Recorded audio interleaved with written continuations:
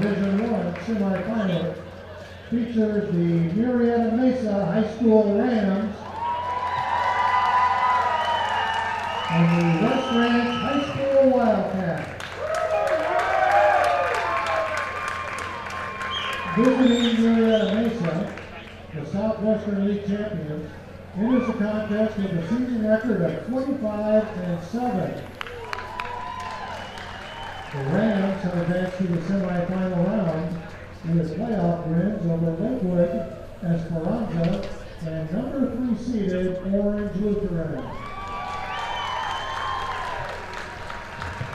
West Ranch, the co-champions of the Foothill League, enters the contest with a season record of 24-8. The Wildcats have advanced to the semifinals with playoff wins over Latter Day, Norco, and number 2 seeded El Toro. And now, ladies and gentlemen, I'll speak the teams for today's game. First, for the visiting Murrieta Mesa Rams. Number 1, Spencer Adams.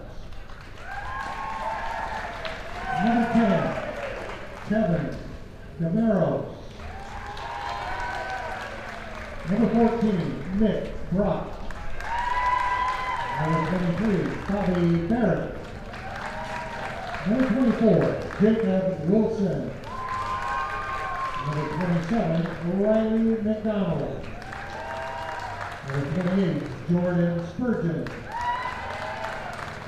Number 32, Christian Skinner.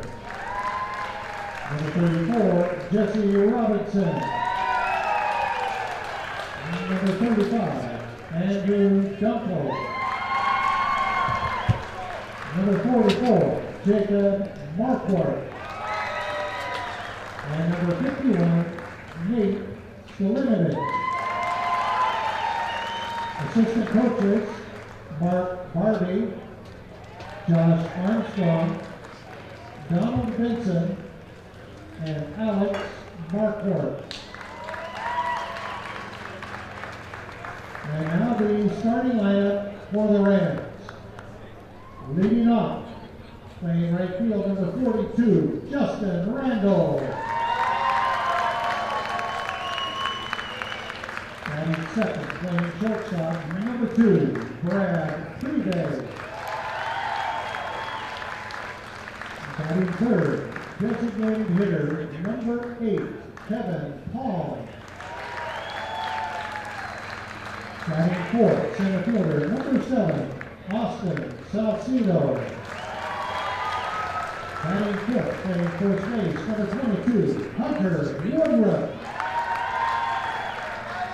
Batting sixth, the catcher, number 20, Andy Thomas. Batting seventh, in left field, number 33, Caden Matkin.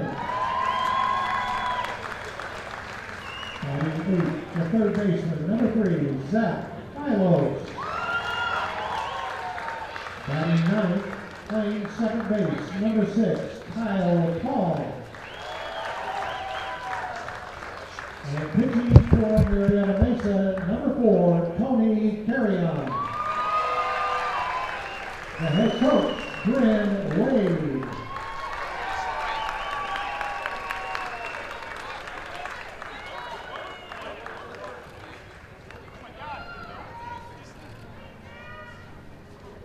And now for the home West Ranch Wildcats.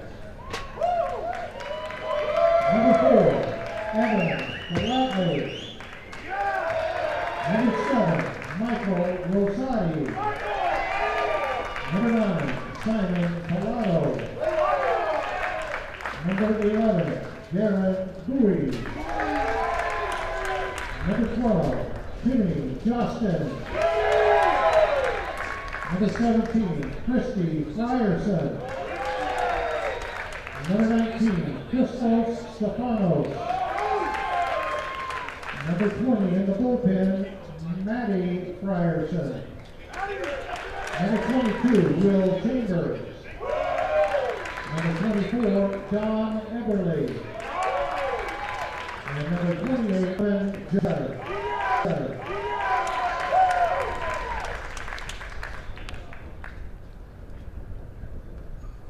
The trainer, Kylie Trammell. Assistant coaches, Brady Burrow,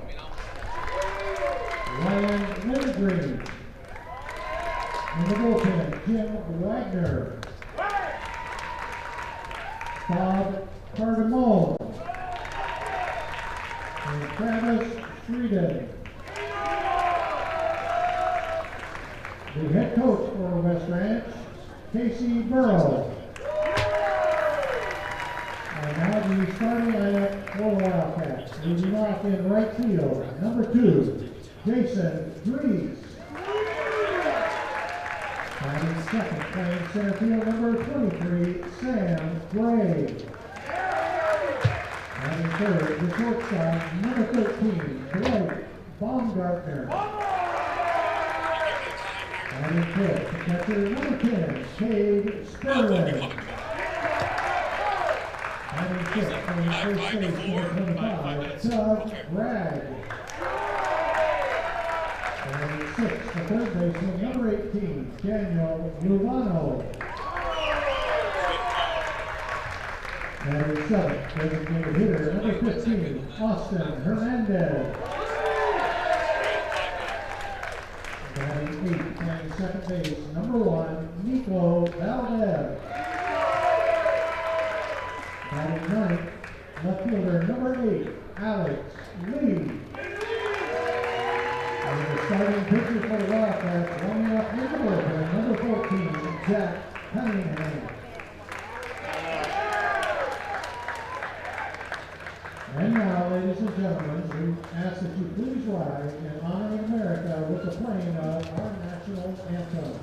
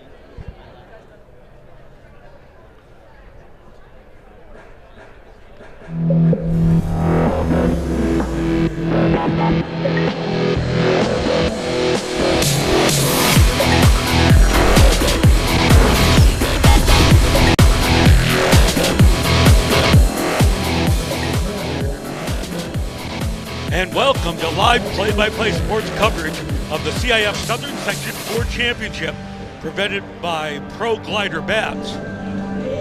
Bat like a pro by Kim and Kathleen, your real estate team.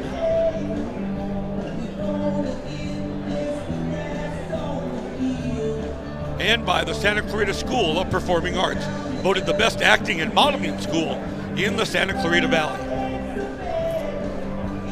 Hi everyone, Ronnie Wald. That's a live shot you're seeing right now of historic Blair Field here in Recreation Park in the city of Long Beach, California. Glad you're with us for this, the CIF Semi Finals Ford Championships.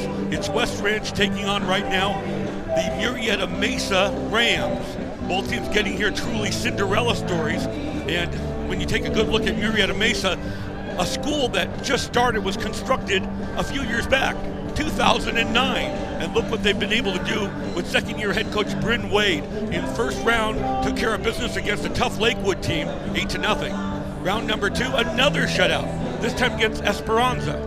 And they earned their licks, a game that we attended just the other night over there in the city of Orange, one of the top teams anywhere. Final score, Murrieta Mesa 6, Orange Lutheran 4. So there you have it, making it to the semifinals, and as you well know, winner of this ball game moves on for the championship, the D1 CIF Southern Section Championship, coming up Saturday in San Bernardino. And as you also well know, pattern not unlike the NC2A tournament, loser ignominiously goes home, but both teams can hold their heads awfully high because they've been able to exceed expectations, and among them, this West Ranch team, now finding themselves winning a school record 17 of 18 games. By the way, also West Ranch, somewhat of a new campus, along with Murrieta Mesa. They've only been around as a campus since 2004. Baseball program in its 10th year in varsity. How'd they get here? Modern day, a legendary program. Just took care of that with a 3-run home run in the 7th inning. Check that, 6th inning from a talented young man, Austin Hernandez. We'll preview him in just a moment. Round number 2, West Ranch 3, Norco 2 on the road at Norco. Norco had only lost one game in the last couple months before that one. And then the quarterfinals. West Ranch 2, El Toro 1. El Toro was ranked number 4 in America before West Ranch was able just to hold on with a nail-biting win. So West Ranch, 2 of the 3 victories in the postseason, 1-run affairs. And they've had to depend on their pitching for a great deal of time in the season. They've been an outstanding hitting team, one of the best in West Ranch history. When it got to the end of the season, the team was hitting a cumulative 350. But now you find themselves going into very difficult pitching in the postseason, and they've only hit 257 in the postseason. Then how have they made it here to the semifinal? Well, simply put, their incredible dynamic duo of Timmy Johnston and Jackson Cunningham, and we'll see Cunningham tonight on the mound to try to secure this victory for West Ranch. Both those pitchers pitching in those 3 playoff games have a cumulative 1 ERA. Pretty remarkable stuff. And we love coming back here to, again, venerable Blair Field. Some changes going on here since Long Beach State has played here, well, for over 20 years. But now they own this ballpark. They took custody of it, made a purchase of it last year from the city of Long Beach, and they've gone completely hell-bent on getting this place renovated. And if you take a look at the outfield wall here, as we get a shot of Jack Cunningham, we'll give you dimensions in just a moment, but they brought in the outfield wall, part of the overall renovation on the part of Long Beach State, which will affect this yearly CIF tournament here, as now we take a look at one Jack Cunningham, who along with Justin has been, as we said, the dynamic duo, record of 5-2 overall. The ERA seems high, 3.1. But if we take it now just over the last 22 innings, Cunningham has a minuscule 1.33 ERA. That's right. Just been incredible in the last 22 innings. In fact, he's only allowed a meager 4 earned runs. As you can see, he's a strikeout pitcher, no doubt about it. 44 and 47 innings pitched, and a good strikeout to walk ratio, a little over 2-to-1. So there you have a graduation year. Well, he graduated last week. They had their graduation ceremony at West Ranch, and he was one of the number of seniors ready to go. He's already spoken for. He's going to become a Spartan at San Jose State, and he does show off a heater upwards of the high 80s. So there you have it with Jack Cunningham on the hill right now. and they're hoping they can get as far as a W in this ball game, meaning they can go to the championship and then throw Timmy Jostin in there, who led the Foothill League in wins with 8. So again, West Ranch, vaunted hitting, a juggernaut of an offensive crew, but also outstanding pitching that's made the difference. And a completely balanced team that when they started the year, expectations in the Foothill League were that great for West Ranch. They felt maybe they'd finish in the middle of the pack. Boy, have they exceeded expectations, as had this one Murrieta Mesa team. So we're almost ready to go, and we see Murrieta Mesa adorned in a good-looking gray uniform with the green helmet. An unusual mixture of colors there. And as for the Cats, Wildcats, their moniker, West Ranch, a blue top, white pant, and blue hat as well, and we're ready to go. Sure glad you're with us here on LivePlaySports.tv. The hitter is one Justin Randall, and he takes the pitch for a strike, 0-1. One more thing about Murrieta Mesa, they are known to run, and run with speed and proclivity, like the Wind Mariah themselves, as this is taken a little bit outside, count even at 1-1. West Ranch 33 steals this year. Murrieta Mesa over 100 steals this year, 102 to be exact. They get on, they start to take off immediately. This is one of, again, Jack Cunningham's great sliders, showing it off now. 1-2 is the count. Blair Field, most of the day, the cloud cover, the pervasive, they call it coastal eddy marine layer. Not now. Mr. Sunshine is out there. Did he commit himself? Got to look down the third base umpire. Said he did break those wrists. It's a strikeout. And Randall will take the long walk back to the dugout, 1 away. Brad Prebay, the shortstop, is the next hitter. So it's Randall, Prebay, Palm. By the way, there's 2 Palms in there. Older brother Kevin's the DH. Younger brother Keel Palm, he's at second base. Austin Salcido, the cleanup hitter. Woodruff, Thomas, Matkins, Phylos, and Keel Palm hitting 9th. For the Rams of Murrieta Mesa, swung on and missed 0-1. Playing extremely shallow out there, but it is a spacious ballpark. But yes, again, they brought in the fences. That's a major configuration change of this ballpark, built in 1956. Comes right back with a slider. It misses outside. Count even at 1-1. We got 1 away here, top of the first. Pull up a futon, a piece of rug. Join us here on the network. We've got multiple cameras going for this fantastic, again, CIF 4 Baseball Championship Semi Final. And the pitch misses outside, 2-1. Casey Burrell, Wildcat head coach, played in this. But back in the day, they didn't have a neutral site to play it. They've done it here for the semifinals last 20-odd years. Another one that's going to end up outside. And now Jack Cunningham behind to Brad Prebay, 3-1. Comes right back off the end of the bat. That's going to be fouled away. Count full now at 3-2. 3:30 down the lines here at Blair Field. Actually, constructed the new fence. It used to be a symmetrical ballpark, but no more. 330 down the right field line, that is. 393 to center. 335 to left. Asymmetrical. 3-2 offering. That one just taken a little low. Cunningham loses them. By virtue of the walk, Brad Prebay will go to first. If we ever get a shot of it, just 10 feet beyond the outfield wall, and that's where one of our cameras are set up here for a LivePlaySports.tv broadcast. It says 393 on the center field, but it was upwards of 400 feet, another 7 feet, that is, straight center field. They did not knock down their fence. The brick fence still remains. They just built the new one in front of it. Now Cunningham will face off against Kevin Palm, the senior, the older brother. Breaks off a curve that's inside, 1-0. Murrieta Mesa, a remarkable 25-7 record. First time they've ever gone this far in school history. And as we said, one of the newer campuses around. Headed by Bryn Wade in his second year at the helm. 3-quarter delivery, we'll see just almost a sidewinder type delivery from Cunningham as that one's fouled away. And the count even at 1-1. About a 10-foot barrier out there as well. And the field just looks magnificent, even with the pervasive California drought. So many fields have those brown patches out there, and yes, there are some out there, but otherwise, 90%, that field looks great. And they've really, again, since Long Beach State has taken possession of it, really have some grandiose plans for Blair Field. Things that they'd like, a new clubhouse that the city of Long Beach could not. Now Cunningham looks in for a sign from one of the best catchers anywhere defensively, Cade Sperlin. The pitch high and tight. It's 2-1. National Weather Service tells us temperatures started off in the 60s, overnight in the 50s, no doubt. Very strange weather. June gloom coming early in May. But now, Mr. Sunshine is now peeking out. Some cumulus clouds off to the left, azure blue skies above. And here's a throw over to first to check the runner, a speedster. And like I said, there's a lot of speedsters on this team. Pre-Bay, 12 steals. Philos, 10. Keel Palm, the younger brother, 17. Salcedo, 18. 15 for Kevin Palm Randall, the leadoff hitter, at 17. Like I said, they've got over the century mark in steals this year.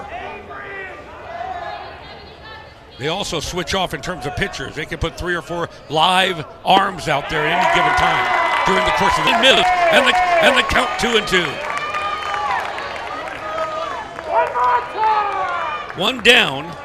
Brad Pre-Bay walking a moment ago. Pre-Bay, like we said, even though he's on the low end of the food chain, 12 steals, he's much more efficient than his teammates. He's only been caught 3 times, 12 of 15 on the base paths.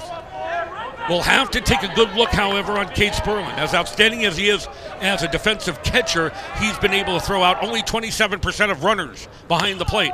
A little bit of a foul, got a little piece of it, and the count remains at 2-2. So the Wildcats, their moniker, their sobriquet, Cunningham and Sperlin, the battery, Doug Gregg at first, Nico Valdez, the second baseman, Blake Baumgartner, third straight year All-League, shortstop Danny Lovano, who joined the team late but has really contributed in the last month or so, the third baseman. Lee in left, Gray in center, Jason Drees in right. One of the great Wildcats of all time, setting many offensive records. The right fielder, pitch inside and tight, makes it 3-2. Talking to Mr. and Mrs. Cunningham, the parents of Jack, he made it very clear. Jack's been very calm this week, ready for the game in a pensive mood, but ready to go. It's the parents that are fit to be tied.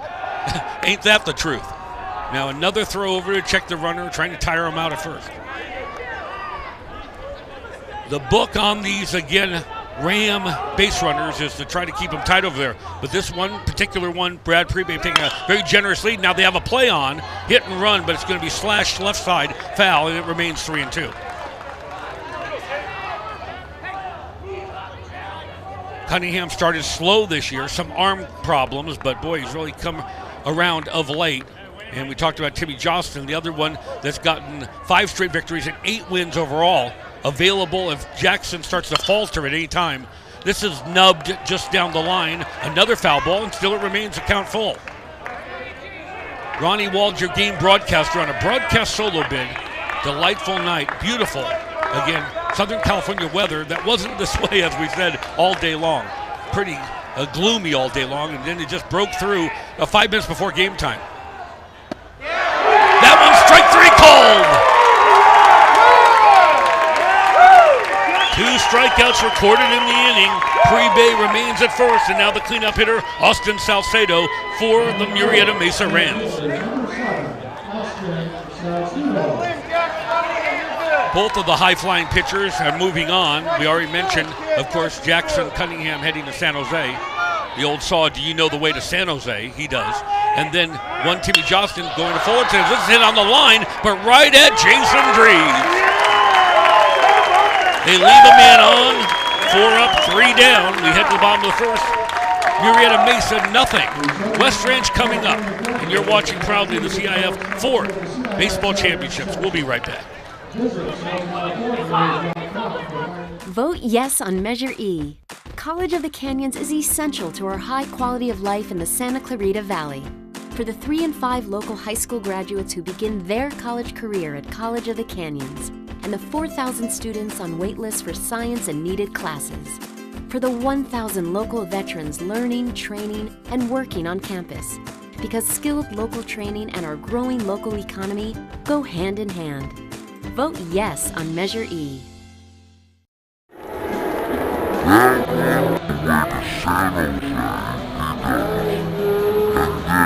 Mr. Cunningham showing his, again, great ability with the strikeout, but that time, the hitter at the plate, the game bat Salcedo tagged him, but right at Jason Drees, round number 3. Now Mesa pitchers, but let me tell you something. One thing about them, they come in and out like a revolving door. They're going to start off with Antonio Carrion, Carreon, hard-throwing right-hander, and he's a sophomore. The future is bright for this young man down there in the Temecula Valley. A 3-1 mark he's sporting, and a great ERA. This will be his 8th start of the year. And he's also a fireballer. See, take a good look at him. He looks like, again, all razor thin type of young man. He throws everything at the plate. Tall, angry young man, elbows, knees, kneecaps, everything but the kitchen sink, and creates this great deal of velocity. There you go with the 3-1 mark, and there's that ERA that just sticks out like a sore thumb. 1.21. Innings pitched 34, and strikeouts more than innings pitched. An outstanding strikeout to walk ratio, that is, about 4-1. And he's going to be around a couple more years with Bryn Wade. Bryn Wade, very inspiring coach. He makes it very clear. He says, I've been around long enough to know if one guy is getting more attention than the team, we are in trouble. A team-oriented coach, but so is Casey Burrell now. In his 12th year at the helm of West Ranch, 16 overall. Casey once coached over there at Saugus, also in the Santa Clarita Valley. It's now one Jason Drees, who made that catch a moment ago in right field, will start things off. Jason, one of the great Wildcats of all time, entering the record book with a great deal of proclivity just in the last, couple of weeks. And you'll take the first one from Carrion. That's going to be a ball, 1-0. Jason, 86 hits all time. That's number 5. If he gets one more triple, he'll be able to match up against his former teammate, Jagger Risconi. You may know that name, as Carrion comes right back with a fastball inside, and that makes it 2-0. Jagger Risconi, drafted by the Boston Red Sox in the draft last year in the 5th round. He's in the Red Sox organization right now. Set many, many West Ranch records. Well, Drees was teammate with him about 3 years. That's going to be a strike, and it's 2-1. But what Jason has done is found the home run groove in a big way. He didn't hit any home runs as a sophomore or junior. This is going to be a 2-hopper down to the shortstop, Pre-Bay, and the throw to first in time for out number 1. Then Jason, out of nowhere, came up with a 3-home run game at Hart this year, 6 overall to lead the Foothill League. And like I said, he had goose eggs, not even a home run, in his sophomore or junior years. So he really found the touch. Instead, right there, he grounds out for out number 1, and here comes Sammy Gray for the Wildcats.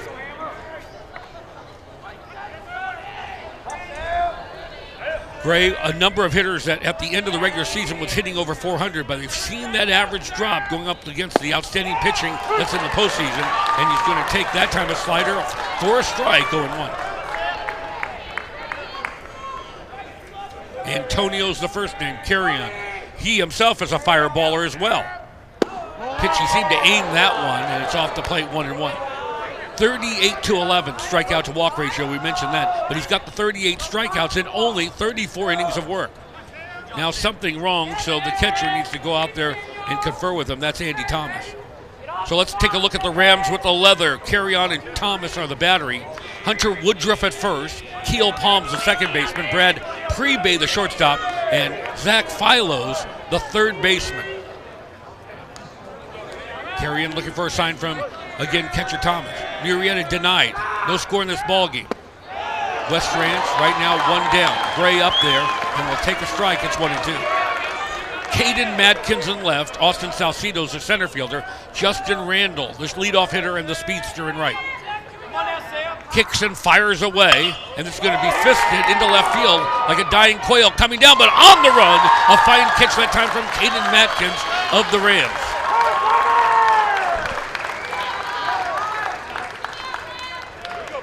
Gray with the fly out to left, and now here's Blake Baumgartner. Baumgartner highlighted an outstanding article, the local paper in Santa Clarita Valley known as The Signal, and they really gave him the props. This is necessary. A quiet, laconic young man, doesn't seek a lot of attention, and that's going to be a slider good enough for a strike. Blake found himself in this his senior year at 361, 3 homers, 21 runs batted in, and 3-time All-League out there in the Foothill. That pitch going to be a strike as well. It's 0-2. But even though those numbers sound good, over here, LivePlaySports.tv, the numbers we really love is his GPA. Well over 4 this year. Real scholar athlete. That one's going to miss outside 1 and 2.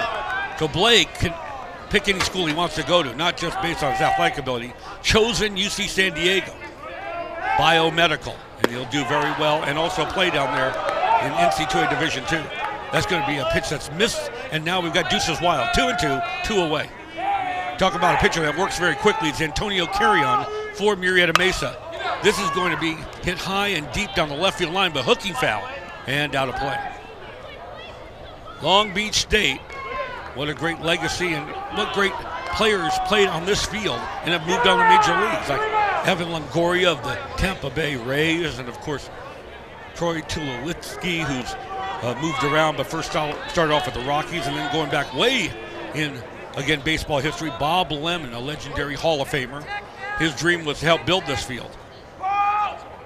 Blair Field named for a sports editor, longtime sports editor, 30 years, whose dream was also to have a field of this caliber in Long Beach.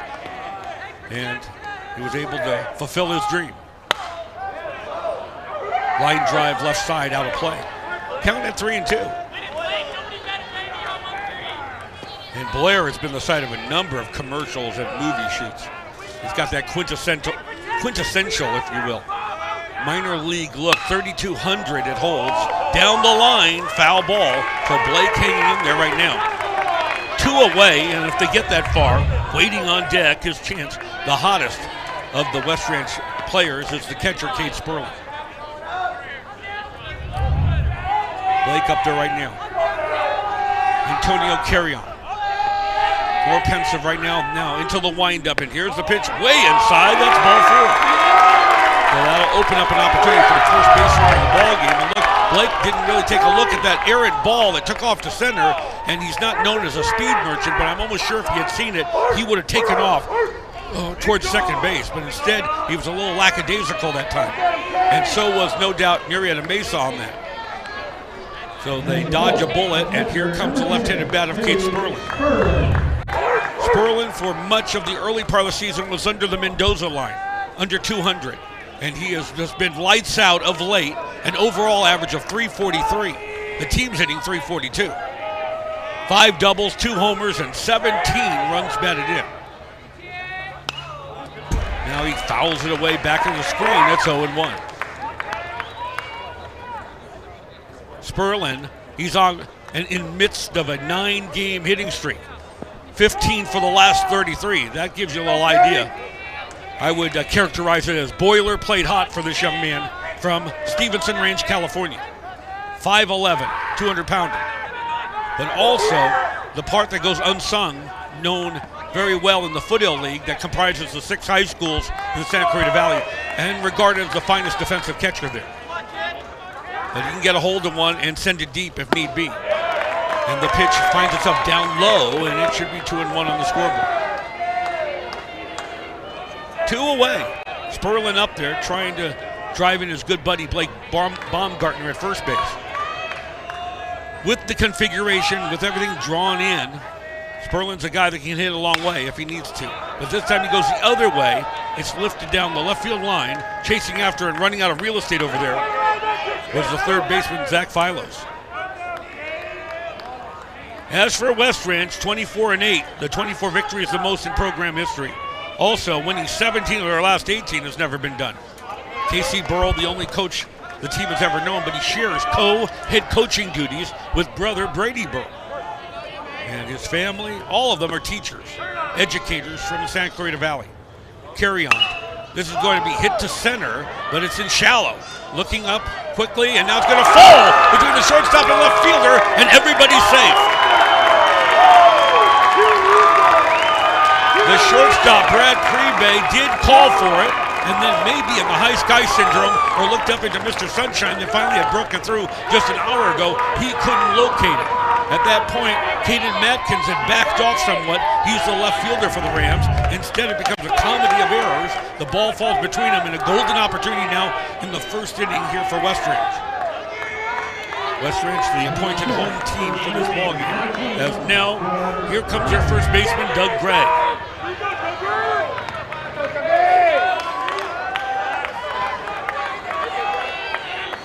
get a ruling on that. If he wasn't touched, then more than likely, and I'm speaking of the ball not being touched out there, may just award a single to Cade Sperling, regardless. Way inside and tight to Doug Gregg. So now, out of nowhere, the catcher needs to confer with the pitcher carry-on. Remember, he's a young man. Quite a surprise for Bryn Wade to go with, again, the sophomore, when he has waiting in the wings the great Nate Stalinovic.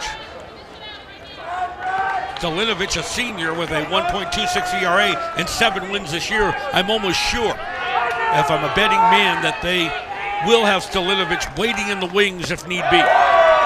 Fastball down low and outside to Doug Gregg. Every single one of the starters over 300 on the year, so one Doug Gregg gets lost in the shuffle, so to speak. He's a strong, muscular young man, but he has hit a home run, at least as long as I've been around West Ranch the last 3 years. He's more than capable. Lifts up those arms again and takes a wider stance at the plate. Instead, he keeps a compact swing and he keeps his average high. As a result, 4 doubles, 1 triple, no homers, as I mentioned, but 19 solid runs batted in. Here's the 2-0 offering. Hit hard, backhanded by the second baseman, goes to second, the short way, and that's that. Keel palmed like a magician that time. It looked like Velcro on his glove. Flips it to Brad Prebe, and the West Ranch Wildcats are denied here in the first inning. So if that's going to be a microcosm, a characterization of this game, they're going to play a tough defense coupled with great pitching. 1 inning gone, West Ranch nothing, Murrieta Mesa nothing. And you're watching, of course, live play sports coverage of the CIF Southern Section Ford Championship. We'll be right back.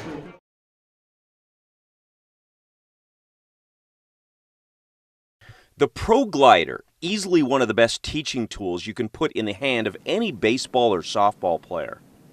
The Pro Glider, as you swing with that Pro Glider, you can actually see the flight of the ball. And you can see that if the ball, if you're swinging right, that ball will go up the middle with what I call a true trajectory, not backspin. Backspin pops things up, but a true trajectory, meaning just a natural lift that goes out. Craig Wallenbrock has instructed major league hitters for several decades. He's seen every gimmick around, but as a coach who teaches with video, Wallenbrock loves the Pro Glider because of its positive muscle memory reinforcement. It's the hands that hold the bat and what they do. And that's why I think this is such a great training device. It is a teacher. Order your Pro Glider at the web address listed below. And that's a beautiful bucolic-like shot if you look off of those deciduous trees, those conifer-like trees in the outfield. This is a 100-year-old recreation park here in lovely Long Beach, California. And right here, smack dab in the middle, is the great Blair Field. Over 50 years of baseball excellence, including this, again, CIF Southern Section Ford Baseball Championship. Austin Salcedo, Hunter Woodruff, Andy Thomas, the middle, the heart, the meat of this Murrieta Mesa lineup will be coming up now against us. Jackson Cunningham begins the second inning of work for the Wildcats. Even though they're a team that plays the so-called small ball, and I'm referring to Murrieta Mesa, they stack up very well offensively against the, again, power-laden West Ranch team, as this one's hit high and deep, but it looks like he does have a beat on it. A talented outfielder in Jason Dries hauling it in right center for out number 1. Salcedo, first pitch swinging, ultimately a fly out to right. 1 down, here's Hunter Woodruff. You would think that they like to slap it on the ground, create opportunities. You know the old baseball saw, speed never has a slump. And it seems that they're this way, this Murrieta Mesa team. But if you look at total runs scored this year, both these teams have played 32 games as the pitch gets away from catcher Cade Sperling. Both teams playing the 32 games. Overall, West Ranch has scored 210 runs. Known as the top offensive team, along with Valencia in the foothill. But right behind them, with 190 runs of their own, is this Murrieta Mesa team. And now calling off Cunningham, he was into the windup there. That could bring on an injury. That's something you have to be extremely careful with as he's starting to land again with that left foot. And is calling off the pitch right there in the middle of it. We'll try one more time. Here's the 1-0 offering. It's going to be taken outside to an.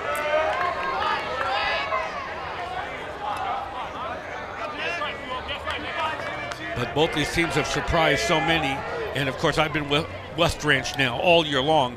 And as Casey Burrell put it, it's like a Cinderella story, but it's going to be a drive to center. But it's a cavernous area out there, a lot of area to work with.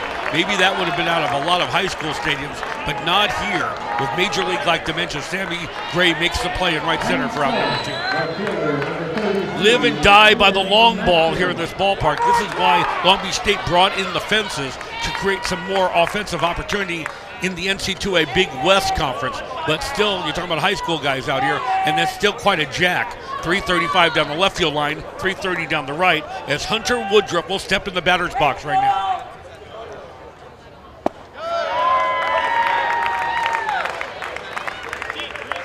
Hayden Madkins, pardon me, he's up there at the plate. Thomas was the one that just flew out to right center field. Hunter Woodruff, a fly out himself to right field for the first out of the already 0-2. One thing you'll see about Cunningham, when he gets in that groove, starts getting that first pitch strike, starts dominating. Now 0-2 right now to Madkins. It's Caden is the first name, swung on and just got a little piece of it.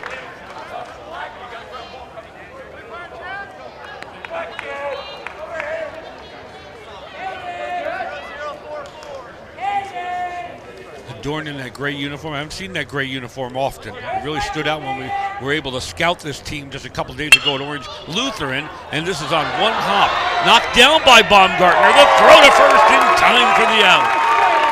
Blake, time and time again, along with his outstanding bat, coming through defensively for his team in his senior year. So this time, top of the second, being denied is Murrieta Mesa. We head to the bottom of the second. Still remains no score here between West Ranch and Murrieta Mesa. You're watching, again, live play sports coverage of the CIF Southern Section 4 Championship. We'll be right back.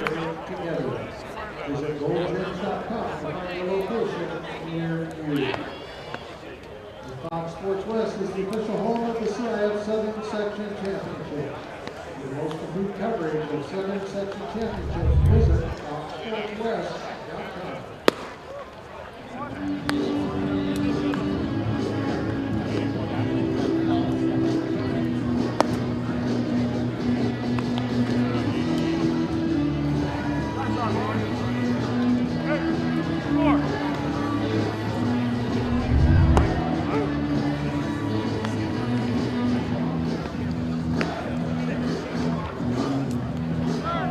Every week, the guys like to catch up, talk, and just spend some good, quality time together. And with T-Mobile's Simple Choice plan, they get unlimited talk, text, and web, which means they can watch MLB highlights, check stats, and talk all day about the game they love. This was nice. Good talk.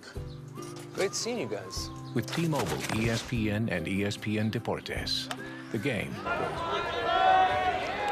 Welcome back to live action here. It's Danny Lovano, followed by Austin Hernandez and Nico Valdez for the Wildcats here in the bottom of the second. Starting his own second inning of work, the pitcher, the sophomore, Carrion, starts off with a strike to Danny, and it is 0-1. Lovano, one of the great inspirational stories, as we mentioned before in previous broadcasts. We know a lot of people coming in and out of the broadcast, so we just ask your forgiveness when we repeat stories. But as for Lovano, now with the count 1-1, had to sit out for a month because he was a transfer from Alamany. And all of a sudden, not a coincidence, he shows up and they run off a 9-game winning streak. That time, though, swung on and missed a very defensive type of swing for Danny, and it's 1-2. In fact, he shows up with the suspension over. Once you have a transfer like that, you have to sit out the month. Showed up during the Santa Ana Elks tournament, and they ran off a 9-game winning streak, and now they're still in the midst of a 17 of 18 run, as this is just fisted right back to the box, and a flip to first for out number 1. But all the averages have gone down this week, as we said, as they've run into, again, the buzzsaw of outstanding pitching, facing off against modern-day Norco and El Toro. But they came out in a big time against modern day thanks to incredible defense and outstanding pitching for a 5-2 win. Came back last week at Norco 3-2 and at El Toro in Orange County, the number 4 team in America, and beat them 2-1. You're talking about nail-biting, outstanding games that you can watch now in the archive for liveplaysports.tv. By all means, if you haven't watched it, go back there. There are great memories there. Like, you couldn't write a better Hollywood script than with some of these games. It's a curveball right now to Austin Hernandez, 1-0. Austin, 379 average, 4 homers, second on the team, and 22 runs batted in, and he leads the squad in that, again, category. Inside and tight, 2-0.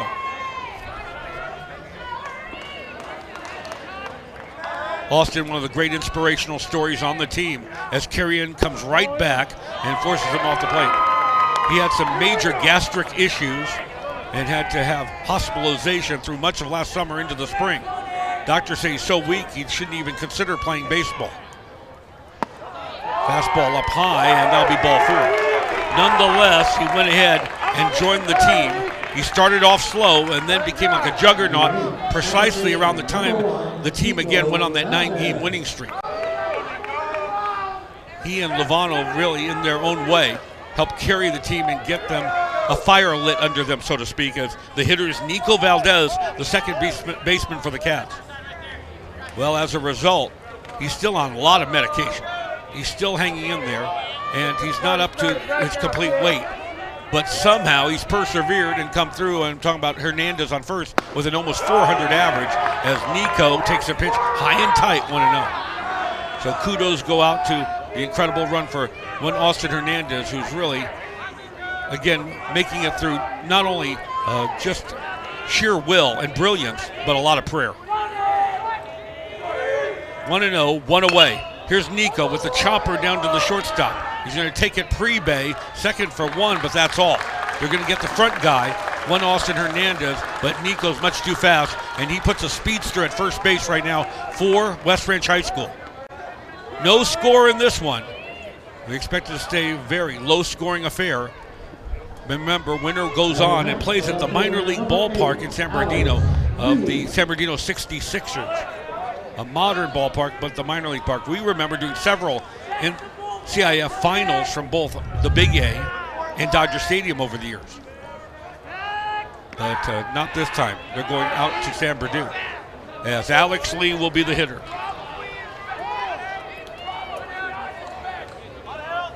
Lee, the number 9 hitter, but boy, does he provide a lot of drama in his 5'5" frame. Pitch inside and tight to him, 1-0. He's the one that made this remarkable catch in left field in the modern day game. If that one's not caught by him while he scales the wall, yes, with all of his 5'5" frame reaching up for the baseball and it sticking out of his glove like a snow cone. Yeah. That's going to be a strike, however, to Alex, and it's 1-1. With that remarkable catch, helped preserve the victory. When later on, the fella that I said, again, had all those issues and was in the hospital, one Austin Hernandez hit that 3-run home run in the 6th inning. That's the difference in the ball game to get that first-round win over Mater Dei.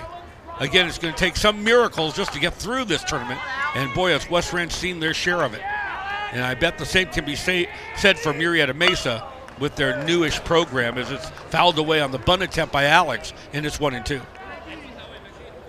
Just to succeed in a tournament like this, again, as Casey Burrell told us, he goes, you know, the underdogs have nothing to lose.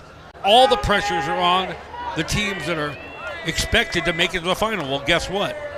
Knocking down the Goliaths, the Kingmakers, West Ranch at Norco and at El Toro. And here they are facing off against another upstart team with a lot of heart, the Rams of Murrieta Mesa.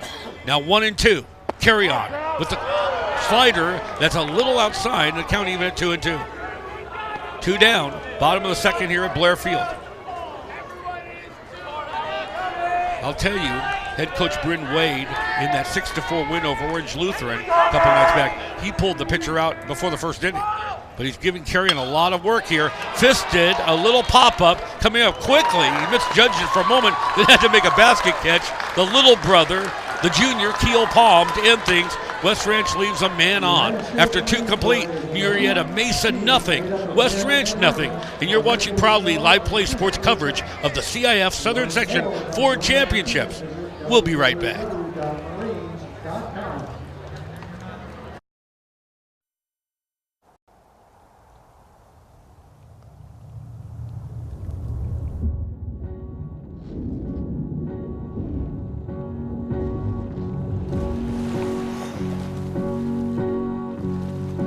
It's the last goodbye, I swear. I have no regrets, for the past is behind me. Tomorrow reminds me just where.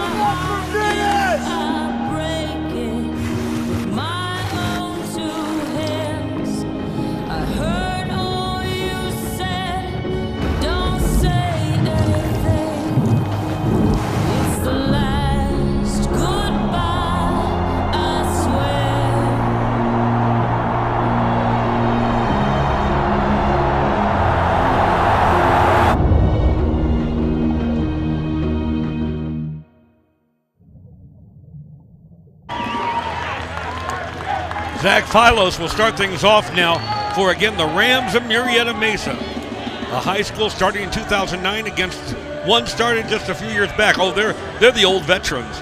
West Ranch High School started in 2004. And right now the umpire looking up here. They got so excited running that music like a DJ. The umpire said, enough music. We got to get to game action now. Philos, the third baseman, waiting. Cunningham himself with a fastball, misses high and outside. Some other quotes that came down the wire from Bryn Wade, second-year head coach of Murrieta Mesa. I love this one. As again, Cunningham into the windup and deals outside, 2-0. Kershaw would not make our team if he would not trade his Cy Youngs for a championship. That's Bryn Wade in his second year. Good enough to get them 25 victories for this nascent program down there again in Murrieta, California. Pitch high and inside now from Jack Cunningham, 3-0. Keel Palm on deck, the number 9 hitter. Then they head to the top of the order for this Murrieta Mesa team. Pitch is good enough for a strike on the inside part of the plate, 3-1. Again, both teams just playing mano-a-mano baseball, trying to find out a weakness.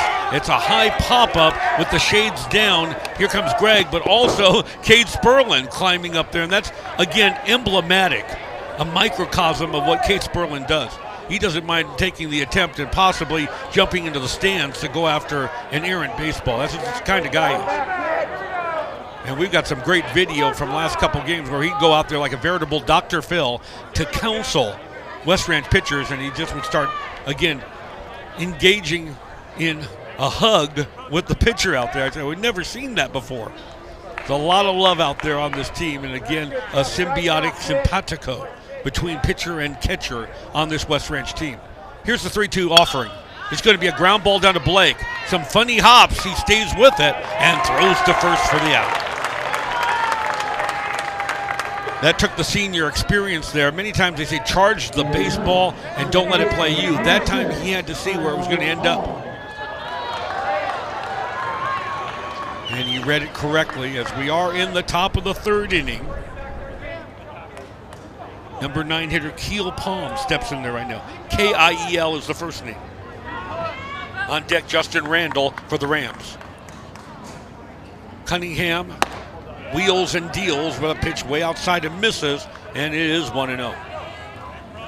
The wind report, it looks like a very, again, pervasive gust coming in off the Pacific Ocean, not far away here in this coastal city of Long Beach, California. Slider outside, it's 2-0. Upwards of 12 to maybe 15 miles an hour as we see the flags on the scoreboard working in. So again, it would work against a hitter at the plate like Keel Palm, left-handed bat, or even what we talked about a moment ago when one Cade Sperlin was up there. This is going to be a strike, and it's 2-1. That's the short porch, by the way, again in this new outfield configuration. They left the old wall intact behind the new wall. Don't have to deal with that construction job. And these are, again, changes made by Long Beach State since they took possession of the property just last year. Pitch high, 3-1. Bought it fair and square from the city of Long Beach. And as a result, they really have some big plans here, as we said before. Blair Field. 3-1 from Jackson Cunningham. Comes right back. That's a fastball down the pipe. It's 3-2. No doubt a power pitcher, but starting at West Ranch, but they have designs for Jack at San Jose to be a closer. 3-2 to the number 9 hitter, Palm. A little piece of it, and that's all, and it remains full.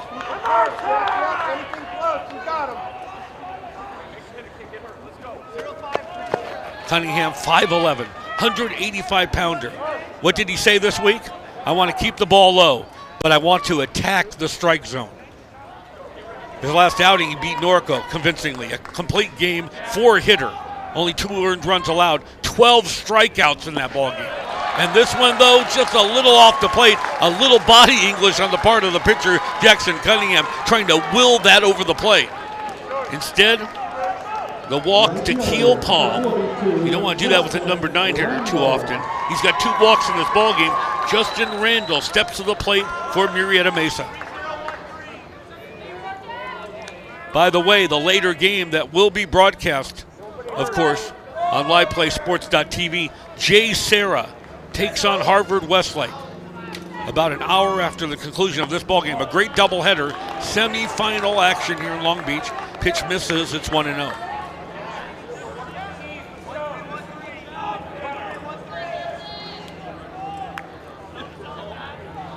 They were playing much more of a scrappy kind of baseball, hitting it on the ground. Here, they've been placing the ball in the air, going for it. And this is fouled away. That just seemed to me a juxtaposition, a different type of Ram team we scouted just a couple nights ago in their win over Orange Lutheran. And by the way, they beat them in their house. That's not an easy task. So we got so into the old-fashioned style of baseball, but we're watching them here first couple innings. They're going swinging away. Maybe not swinging for the fences, but going for pure base hits. As this one is going to be swung on and missed. The throw down to second. We talked about the howitzer-like right arm of Cade Sperling. Even though he's only thrown out 27% of runners, they try to take liberties. They've stolen over 100 bases this year, but this time Sperling said they shall not pass, and then able to throw out the runner. Great replay, and it's undoubtedly he was waiting for a fast or slow bus out of town to Tustin on that one. And he'll take the long walk back to the dugout as he got a little taste of, again, the right arm of, and anything but a loose cannon, a powerful cannon of Cade Sperling. Pitch way outside and missing for Jack Cunningham. It's 2-2. So say goodbye to Keel Palm. All Palm has done this year is stolen 17 bases. Swung on and missed. So Palm erased, and then Jackson takes care of business himself, undoubtedly, with the strikeout, swinging against Justin Randall. Heading to the bottom of the third, West Ranch is going to try one more time to break through. No score in this, again, mano-a-mano affair, Murrieta Mesa and West Ranch, and you're watching this, we've noted before, live play sports coverage of the CIF Southern Section Ford Baseball Championship. We'll be right back. I love acting. They teach me how to do a whole bunch of stuff. It's a great school, and she's around people that are interested in the same things she is. It's been great to have these people in our corner. These guys really know what they're doing, and they've been doing it for quite a few years. Every Saturday, they do have agents here for modeling, for print, and then there's agents here for acting. Everything you need to succeed in show business is here. We have classes for kids, teens, and adults. Learn your craft at Santa Clarita School of Performing Arts. We did it!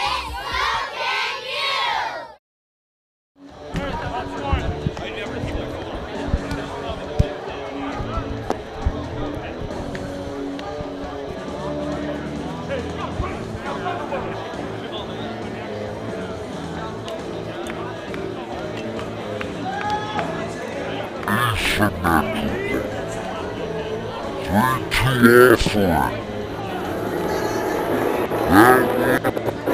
can you! Right fielder, number 2, Jason Drees. That's Jason Drees now, the top of the order, leading off now for the Wildcats of West Ranch High School. Drees, Gray, Baumgartner here in the third. A 0-0 tie between Murrieta Mesa and the Wildcats of West Ranch. First pitch coming in from the sophomore, who has shown himself to be more than capable, one Antonio Carrion.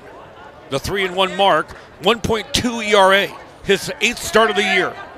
Here's the delivery and the pitch. Hit on the line. Coming up quickly, center fielder Salcedo to make the grab for the out.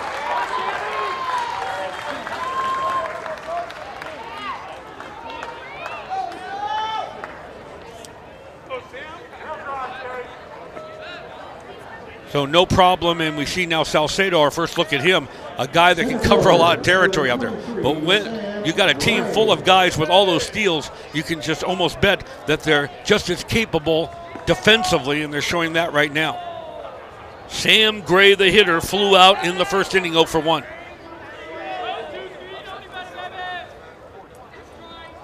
And it's going to be hit into the hole, finding its way through. The classic seeing eye single for Sam Gray. Gray at 379, so he knows how to get a little bit of aluminum on the ball, so to speak. And he's at first base. By the way, for West Ranch, that's their second hit of the ball game. Well, Pro Glider will make most of all those line drive outs hits by not only teaching to hit where it's pitched, but also hitting, of course, where it is pitched, and also hitting where you want. So if you're wondering how that you'll be able to do that, you just let the bat do the talking with 100% money-back guarantee from Pro Glider. You have nothing to lose, so give them a call, 1-877-395-2287 for more information.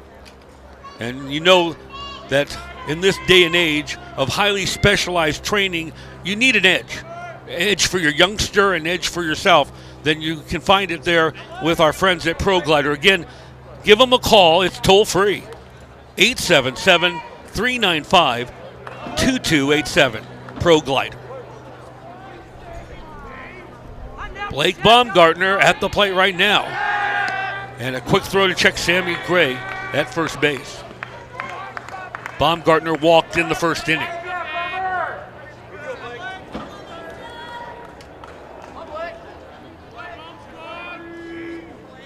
Carry on in a, again, pitching duel right now. The starting pitcher for Murrieta Mesa up against JC, Jack Cunningham of West Ranch High School. The count 1-1, one away here in the third. Nobody's broken through and broken the ice, so to speak, yet in this ball game. He does get a little piece of that. Back into the screen it goes. It's 1-2. Ronnie Wald, proud to bring it to you. In August, we celebrate our 34th year in sports play-by-play in California and start our 35th year. And glad to hook up with a quality organization, really first-class Darren and the good folks at LivePlaySports.tv. Appreciate it. Carry on now with his pitch way outside, and Baumgartner hits it where it's pitched, but ends up sending it down the line foul and into the bullpen area.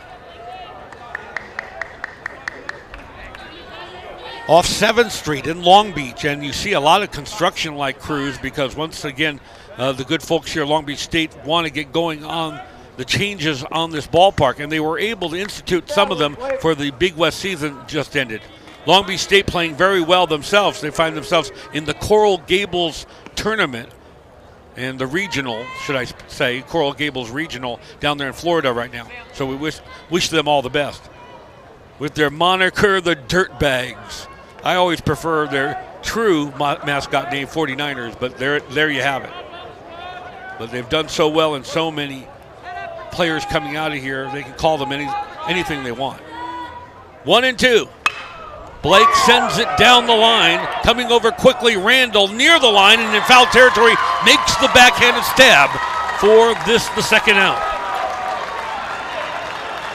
So Blake tried to do a little bit of situational hitting, trying to position it, and ends up with the fly out to right fielder Randall. And here's Cade Sperlin. As we said, the wind is blowing in over there, so it's not going to help out anybody going to right field as Baumgartner did a moment ago. But now Cade Sperlin, he's not unlike Dries. We told you about both these guys like to tee off at any given time. Dries with 6 homers this year. Cade himself's got 2. They've got 6 guys over 17 RBIs, well spaced out, between 17 and 24.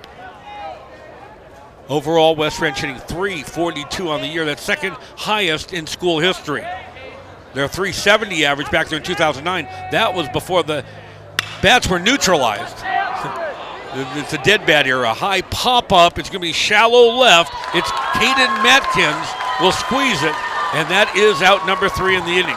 So both pitchers settling down, and don't forget, well known for their pitching, they have an ERA as a team, and I'm talking about, again, Murrieta Mesa, that's well under 2, so they know what they're doing in the pitching realm. No score, 3 innings in the books, and we're glad you're with us. Welcome, again, to Live Play Sports coverage of the CIF Southern Section 4 Championships. We'll be right back.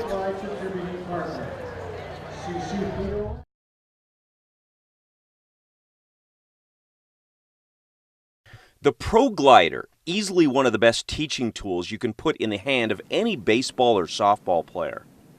The Pro Glider, as you swing with that Pro Glider, you can actually see the flight of the ball.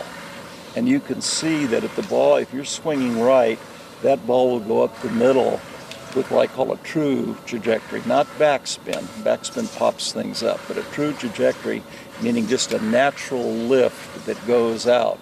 Craig Wallenbrock has instructed major league hitters for several decades. He's seen every gimmick around, but as a coach who teaches with video, Wallenbrock loves the Pro Glider because of its positive muscle memory reinforcement. Yeah, it's the hands that hold the bat and what they do.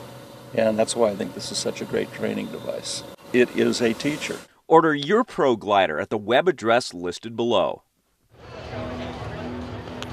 That's a live shot of one Jack Cunningham. Mr. Velocity, he can play good old country hardball if he has to. And he's engaged right now in a tough pitching duel with the sophomore from Murrieta Mesa, Antonio Carrion. A 0-0 tie, goose eggs all over, again, the scoreboard here at Blair Field. Anyway, we're mentioning, again, the outstanding pitching, again, shown by Murrieta Mesa. Here's the exact number for team ERA, 1.65. No different for this young man on the hill right now. He's got himself an outstanding record as well. Carrion, Tony the first name, 1.21 earned run average. Cunningham's up over 3, but again, it's what he's done of late that's what mattered. He started slow, had some arm issues, but now he's really hot on fire. Himself, the last 22 innings pitched, he's only surrendered 4 meager, minuscule earned runs. That one inside, it looks like he did hit the hitter at the plate on the forearm. Hope he's all right. Number 2 was up there, Brad Prebay, the talented shortstop. Now going down in the heap himself is the catcher, Cade Sperlin, maybe on that foul tip. And it was, in fact, again, caromed off the forearm of Prebay, who's going down the line, and right now taking a good look, rubbing his arm. But look, on that carom, it came back and hit Cade Sperlin very, very hard. And he's in the heap right now behind home plate, being attended to by Casey Burrell and as well Kylie. She's a talented trainer. Actually, it was Ryan Lindgren, one of the great assistant coaches for West Ranch.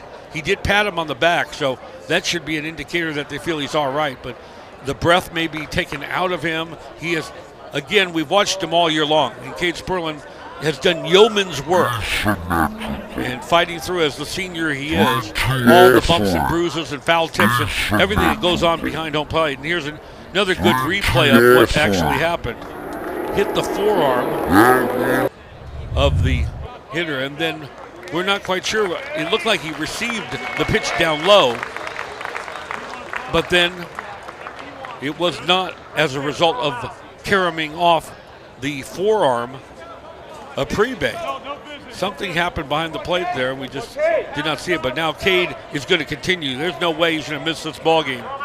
No way, shape, or form. So right now he's going to walk it off. He's all right. Kevin Palm, the DH, the senior, steps in there right now. We're here in the top of the 4th inning. No score, West Ranch and Murrieta Mesa. And Palm struck out in the first inning against Jackson Cunningham. So Brad Prebay hit by the pitch. He's on first. Nobody out. And Palm, the hitter, the DH. There it is one more time. You get a good look at it. Tilting the back and forth. The pitch is down low. I don't know where it hit him. And then ultimately hit one Cade Sperlin. There it is. Bounced right up. maybe right there in the groin as well. But that's not going to stop Cade Sperlin, no way. And then you get a good look at Prebe, 2-1. That time Prebe injured on the arm from the pitch, and then hit possibly in the groin there was one Cade Sperlin, but limping, but undaunted, will continue on right now for West Ranch High School. The hitter at the plate, Austin Salcedo, or Kevin Palm, pardon me. Palm waiting with a runner at first and nobody out here in this top of the fourth. Pitch high and inside from Jack Cunningham, and it is 1-1. Casey Burrell usually is very conservative on his responses, doesn't stick his neck out too much, so to speak, but this is what he's told us this week. This team never quits. Truly, they believe they cannot lose. And then he used the keywords, team of destiny. As the bunt is laid down right there by Palm, quick throw to first, in time, and great cover that time by the second baseman, Nico Valdez.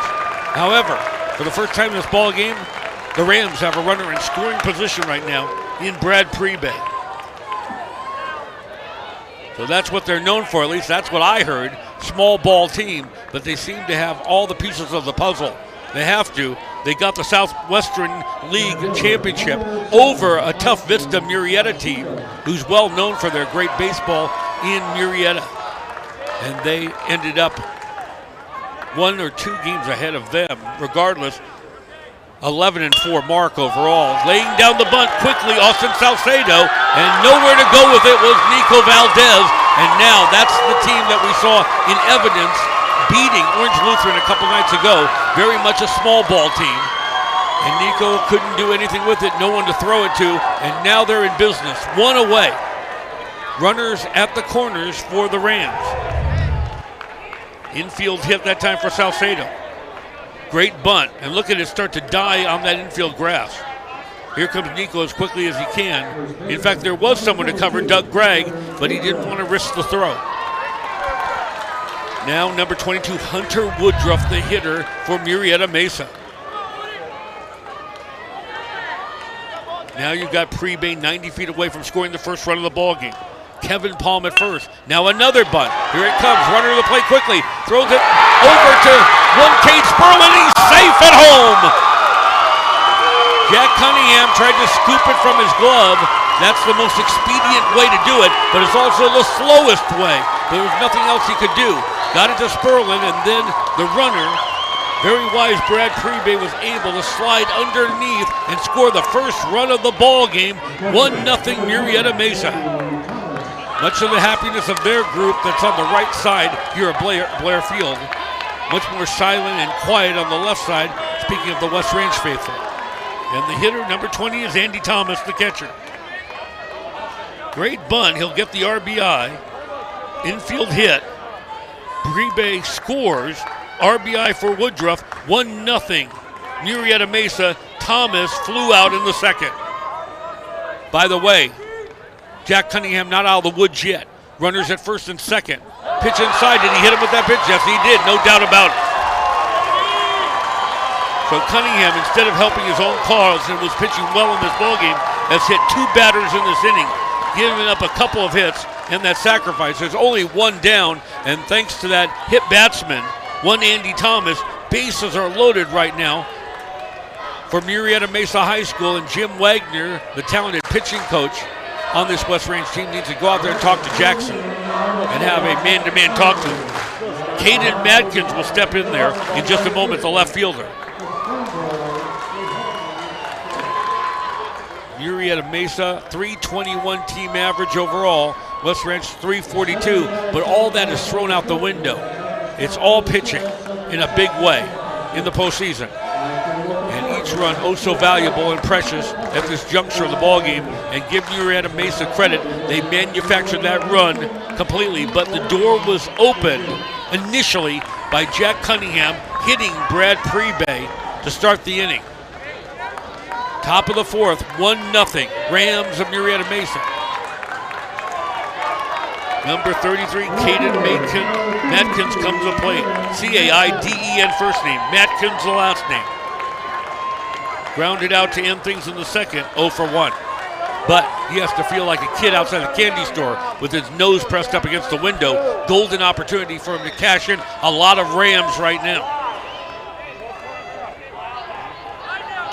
Kevin Palm at third. Austin Salcedo at second. Hunter Woodruff at first. And this one's going to be fouled away. Salcedo, Woodruff, and Thomas on first. Just hit by the pitch a moment ago. Matkins in a hole, just like that, 0-1. In the wings, ready to come in at any given moment, is one Timmy Johnston. If things get out of control here in the fourth inning, he tries to force that pitch. It's a slider, misses outside to count even at 1-1. It's the CIF Southern Section Ford Championship. Special thank you to all our great sponsors making this happen. We wouldn't be here without them. That's going to be a curve right back near our press box area. Cade gives chase as it ends up coming off the screen. Back on the field, 1-2.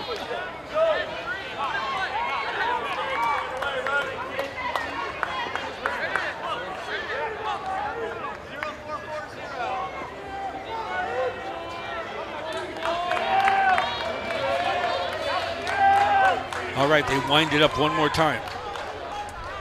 Hayden Matkins trying to make it happen. 1-2, just a little tiny piece of it. Fouls it away, and it remains 1-2. Again, this tournament, just like in many ways, in many regards, the NC2A tournament, there's no tomorrow. At least in the college realm, NC2A, they have the double elimination. If you make a mistake, you stumble, you get another chance at it. Not here at the CIF. One and done.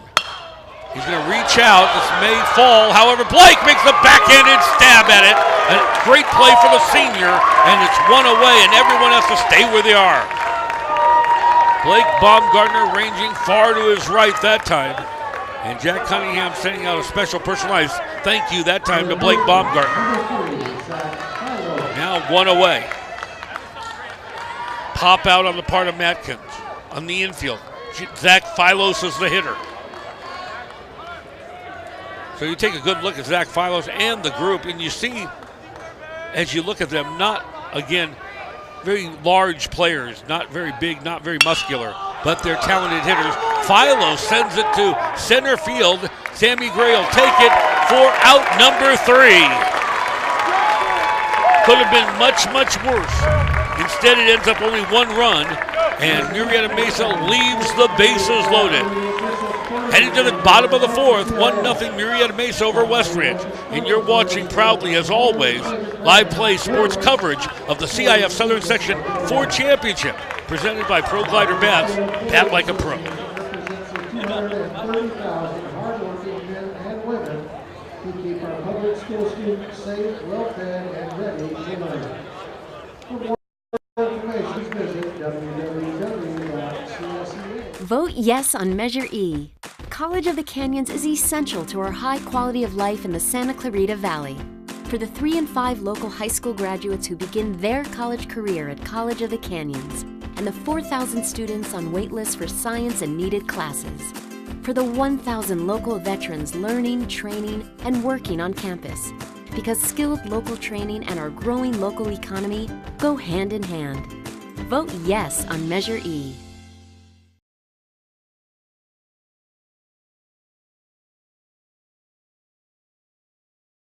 Every week, the guys like to catch up, talk, and just spend some good, quality time together. And with T-Mobile's Simple Choice plan, they get unlimited talk, text, and web, which means they can watch MLB highlights, check stats, and talk all day about the game they love. This was nice. Good talk.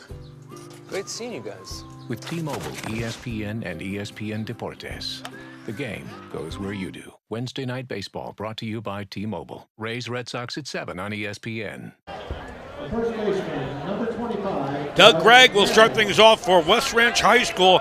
Now for the first time in this ballgame, down 1-0 in an inning where the Rams of Murrieta Mesa left the bases loaded. Jack Cunningham got out of it thanks to great defensive work, helped out by shortstop Blake Baumgartner. It starts off to Gregg. A slider misses outside, 1-0. Comes right back as quickly. Carry on is beginning his own 4th inning of work. The sophomore showing ice water in his veins. Cool as a cucumber out there, but 2-0 right now behind to Douglas Gregg. Comes right back. High pop-up. It's going to stay on the infield. Looking up again into the Long Beach sky. His one second baseman that time, Keel Palm, to squeeze it for out number 1. So West Ranch only hitting .257 in the postseason, but great pitching has allowed them to get this far and have an ERA, a team ERA of 2.5 for the season, but only one, that's right, a 1 ERA through the 3 games of the postseason. As now the hitter is Danny Lovano. Danny will take a pitch for a strike. Brother Thomas, a star at Moore Park College, is already spoken for. He's going to Creighton University. They're part of the Big East. That's in Omaha, Nebraska. So great lineage in the Lovano family. Right on the ground, right down to the shortstop. We'll take it, one Brad Prebe. It's a high one, and it's going to be safe at first for Lovano. You think everything's routine, it's just a walk in the park, and then what happens? The wheels come off the buggy, and let's see if that's going to come back and haunt this Murrieta Mesa team. Just your routine ground ball. Prebe should be able to take care of it. He did have trouble scooping it up, and then the throw just seemed to sail on him.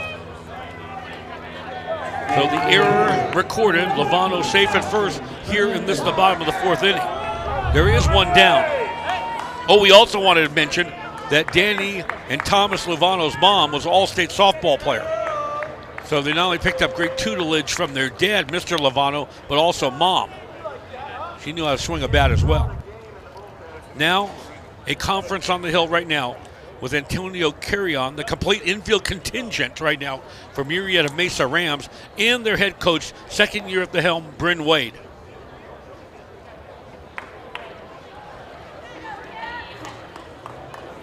I want to thank one more time a great sponsorship, and he's helped us out continually in terms of West Ranch sponsorship, but also overall what they provide to the community. There's nothing quite like the Santa Clarita School of Performing Arts.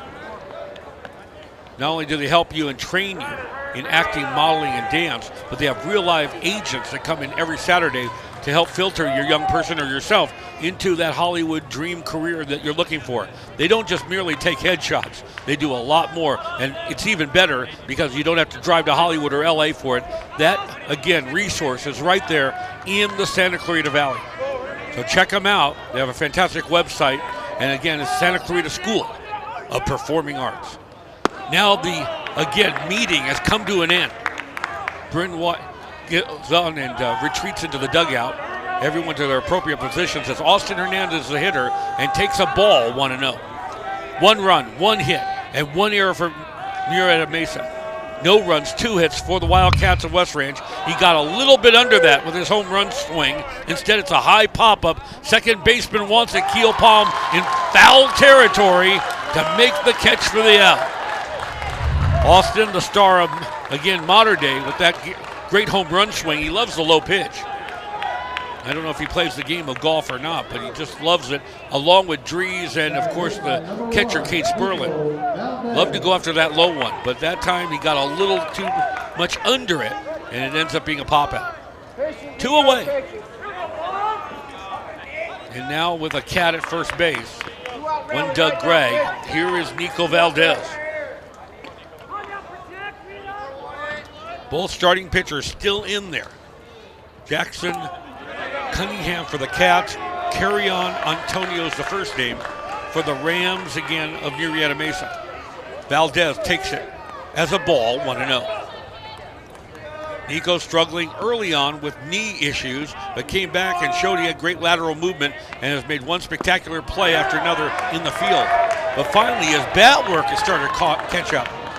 He was the lone guy of the starters under 300. Now every single one of the West Ranch starters, again, over the so-called promised land, 300 average. We've got Valdez at 305. But more important, nothing's more important than this at bat right here. He knows how to get, as we use that euphemism, aluminum on the ball. He has that ability. He does it right there, but coming up quickly, not going to go after Randall.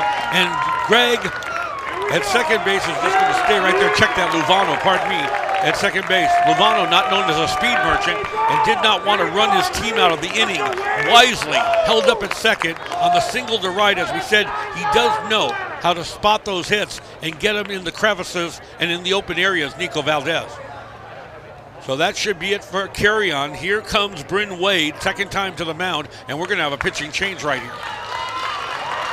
1-0, Murrieta Mesa. New pitcher coming in. Carry on an outstanding performance. He goes out with a shutout. However, 2 runners are on. He could still win this game, could lose it, or have nothing to do with it.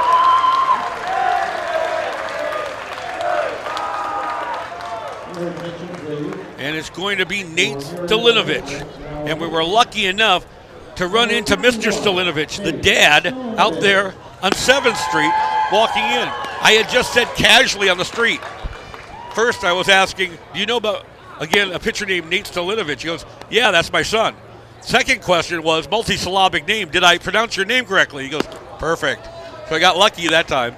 But this time, and for this team this year, it's been more than luck for the tall, angular left-hander with an outstanding 7-3 record and a 1.65 ERA. And you see he's been a real workhorse. 55 innings of work. So they bring him in somewhat as a secret weapon, and now you got a fresh, new, live arm ready to go for Murrieta Mesa. Bryn Wade, a very interesting coach as he is.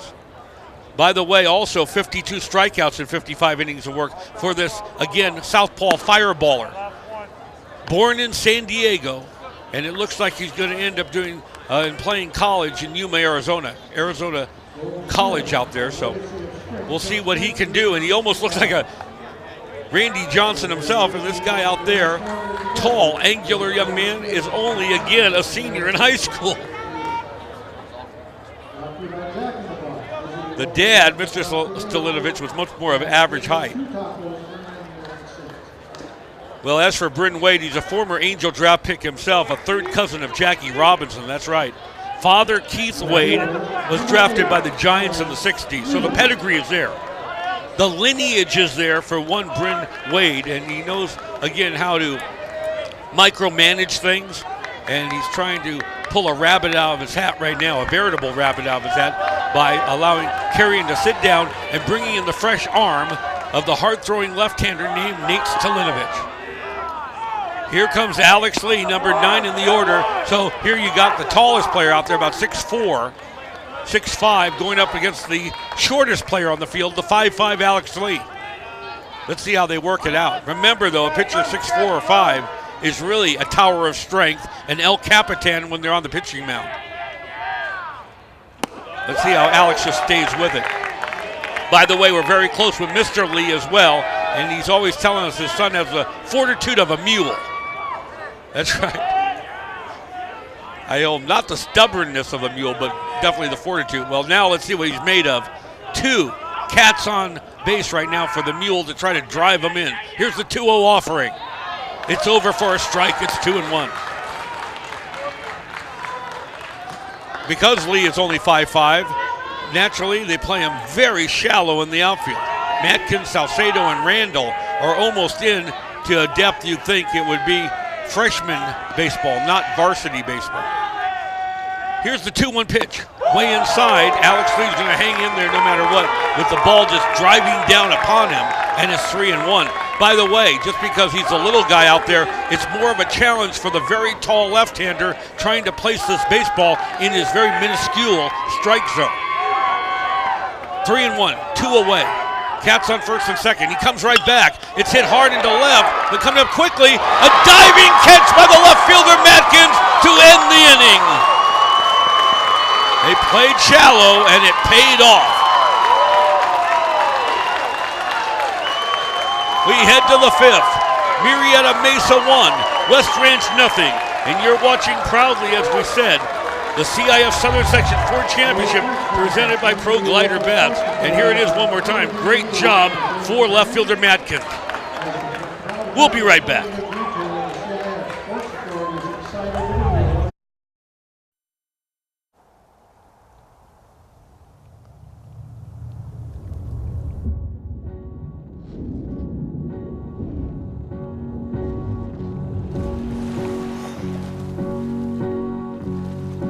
It's the last goodbye, I swear.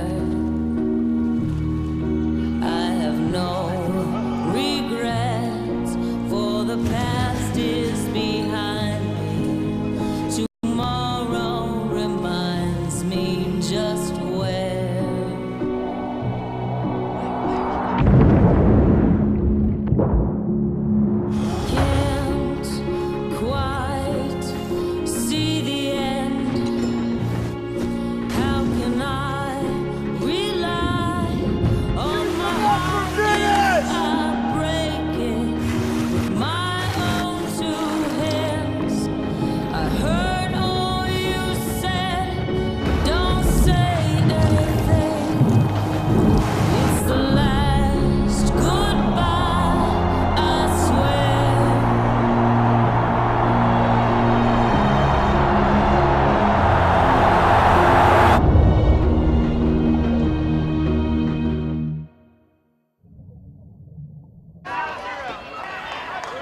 Cats up first and second. He comes right back. Randall, Brad Prebe to begin things right now for Murrieta Mesa. The Rams up 1-0 over West Ranch. Jackson Cunningham still out there, the starting pitcher for the Wildcats. Starts him off with a fastball up high, 1-0. Making the play when he had to make it. That's what it's all about at this level and this late in the season. Caden Matkins a save, again, the GOAT of Nate Stalinovich, who came in relief for, again, the starting pitcher, Tony Carrion. Second one, that's going to be a strike. Count even at 1-1. Cunningham into the windup and deals. Swung on and missed the high, hard one. It's 1-2.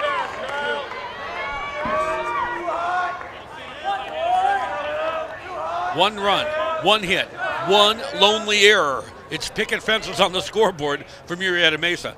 0-3-0 for the Cats of West Ranch. This one, strike 3 called.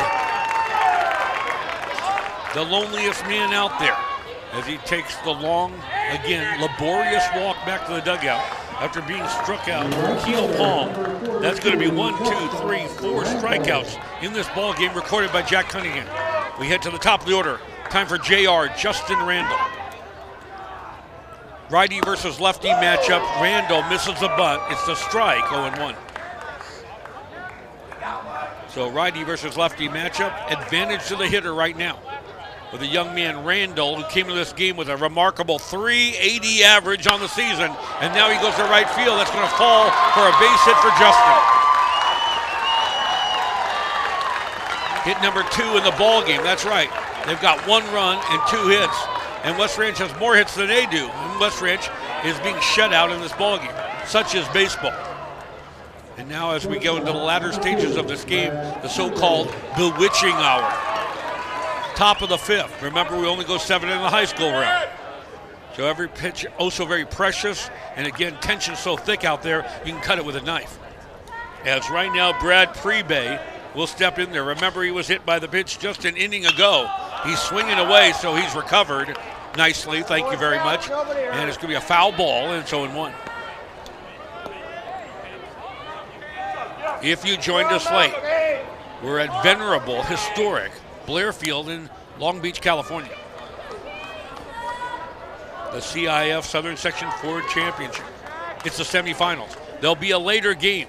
Jay Serra and Harvard Westlake. Winner of that will play the winner of this ball game as it's high and outside. Kate Sperlin had to leap up to keep it from going to the backstop. And the count even at 1-1.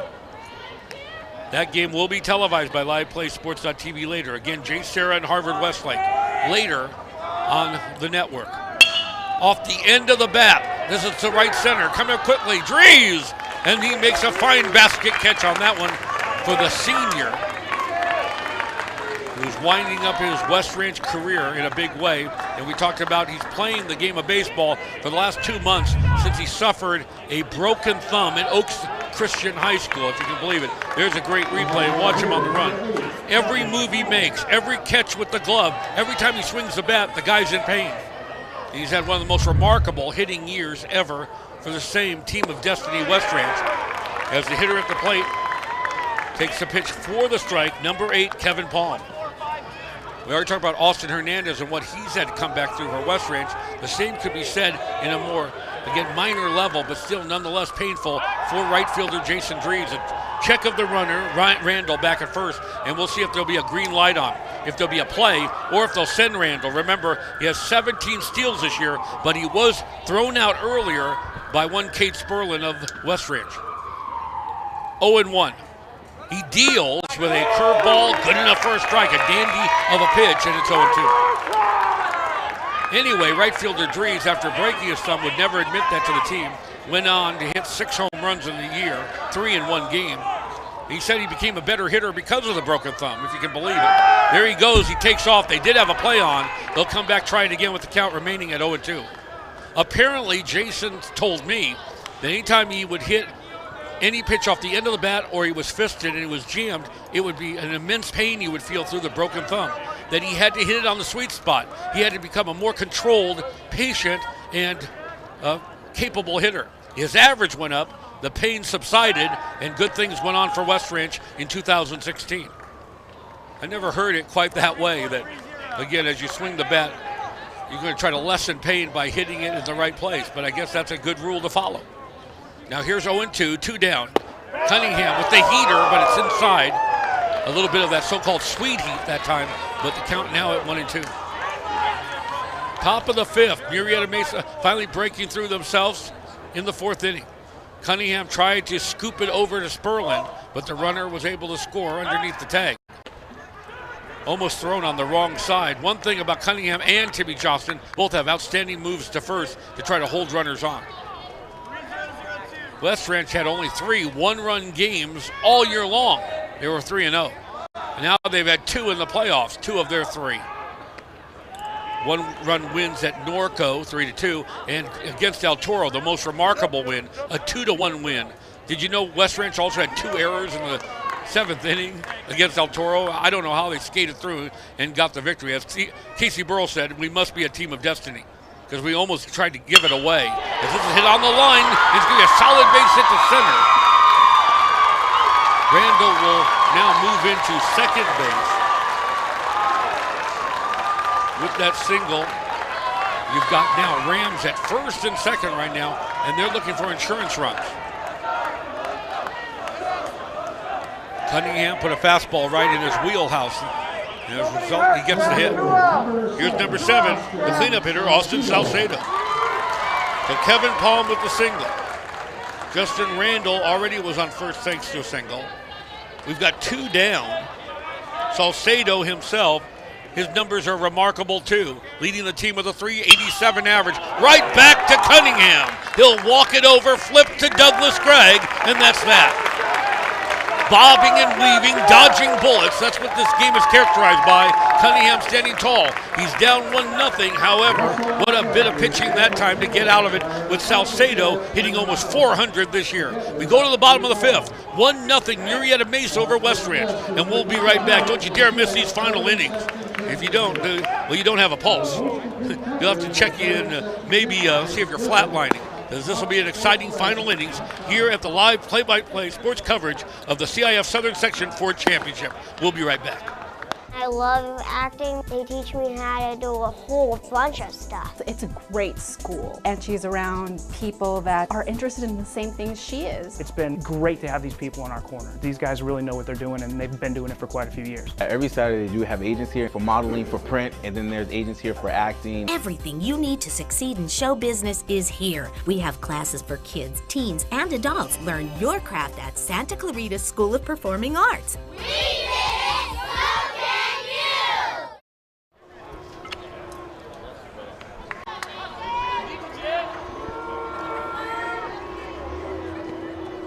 There's a live shot, everybody, of Blair Field, and also a great shot of some fantastic sponsors who came through in a big way for us when we needed it most. Kim and Kathleen, your real estate team. Check them out. They really are special people that care about the community. They back the broadcast, and they also have something special to offer you, keeping the American dream alive for you.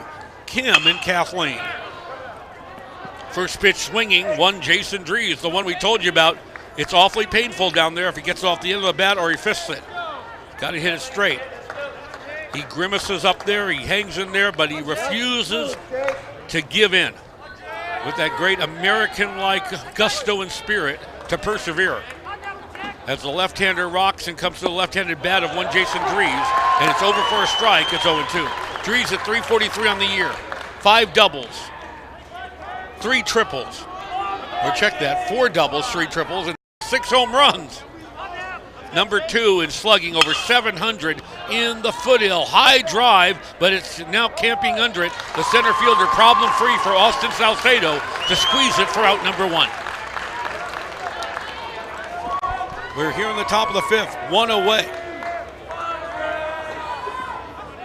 8 more outs away in this ballgame. West Ranch can't seem to break through against the talented pitching here of Murrieta Mesa, who's really impressing the baseball world.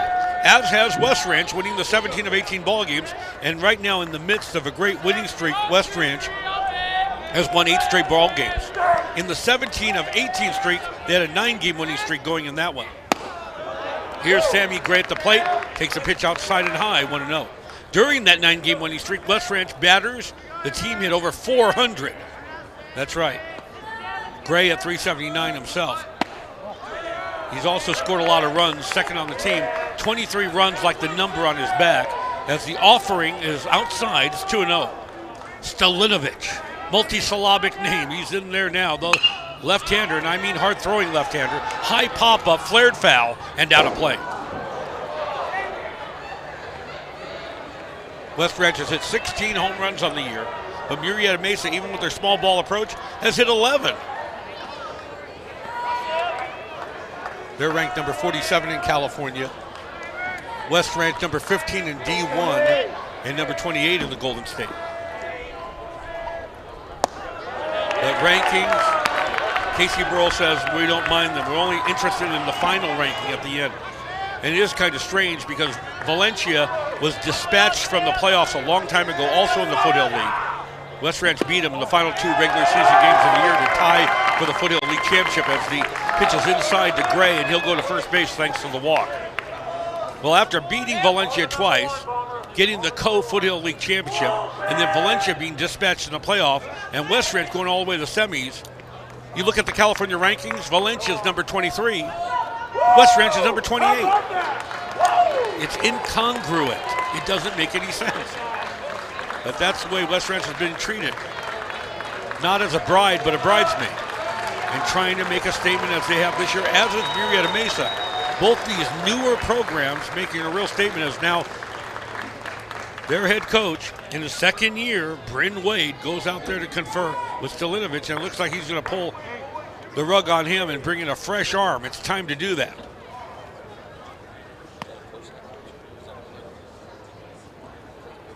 So until we find out again and get the book on this young man, brand new pitcher, looks like Kevin Palm's going to take over, the older of the two brothers.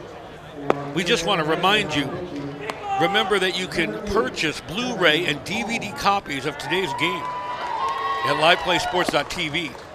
That's www.liveplaysports.tv. What a great way to, again, re-access the memories. They go on and on. And the Blu-ray copies just make it crystal clear, outstanding. So again, liveplaysports.tv is the place where you can get copies of this fantastic CIF Ford Baseball Championship. There he is, Kevin Palm. He's going to be moving. He's the designated hitter, but now he's going to be pitching. And another guy with an ERA that's just incredible. A 5-0 mark, 1.39 ERA. And another guy that's not just a control pitcher, but lives and dies by strikeouts. 46 of them, as you see, in 45.1 innings of work. A senior. Carry on, Stalinovic, and now Kevin Palm trying to shut the door on West Ranch. And right there, when Bryn Wade saw an ember, a little moment in time that might be one that's going to be difficult. And that was characterized by the walk a moment ago by Stalinovic to Gray. He said, I'm pulling the plug. Stalinovic is done and bringing a fresh arm. Going for the right-hander, Kevin Palm. And here's the hitter at the plate waiting and takes a pitch outside and misses. One Blake Baumgartner, a power hitter all the way, and going to try to do all he can and not allow this to be his final game in West Ranch history. Blake with the bat going back and forth right now like a windshield wiper. And he lifts it to right center. It's going to be trouble. Going after it quickly. It hangs long enough for the center fielder, Salcedo, to catch it in right center field. And now hung up off of second base, or check that, around second base, trying to get back in time. Sammy Gray is going to be hung up and thrown out with the double play over there. And Sammy Gray, you can see by his body language, fit to be tied on that one. Long draw, and we expected Baumgartner to get extra bases, and that ball hung up long enough for Salcedo to make the grab. Sammy Gray found himself hung up somewhere around second base, and he could not retreat back to first in time. The grab made by Salcedo, and then he realized that Sam Gray was dead as a duck, and out there, and you notice how long Salcedo hung on to the baseball, so Sam Gray must have completely lost the baseball, and there's the throw down to first, and he slides in, but he's out. Because Salcedo, the center fielder, had it a long time, baby, and he could have then, again, Sammy Gray would have been able to get back to first. So a mistake that time. We'll see if it comes back and haunts West Ranch. It's 1-0, Murrieta Mesa. We'll be right back.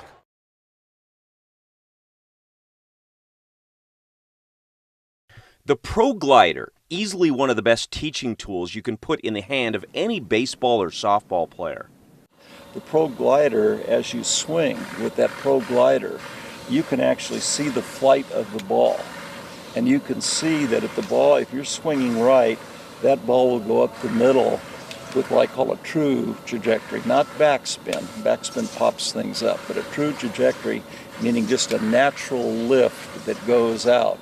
Craig Wallenbrock has instructed major league hitters for several decades. He's seen every gimmick around, but as a coach who teaches with video, Wallenbrock loves the Pro Glider because of its positive muscle memory reinforcement. Yeah, it's the hands that hold the bat and what they do. And that's why I think this is such a great training device. It is a teacher. Order your Pro Glider at the web address listed below.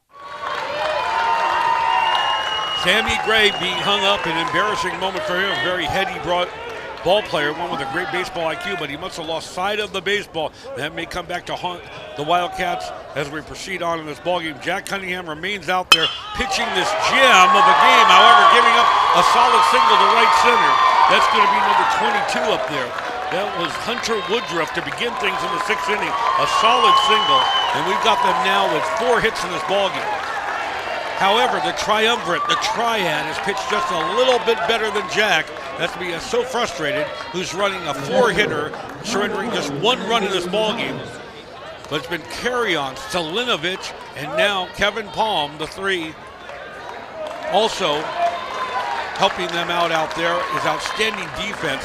The big D, and I don't mean Dallas, being perpetuated on the part of this Murrieta Mesa team, backing up their pitchers 100%.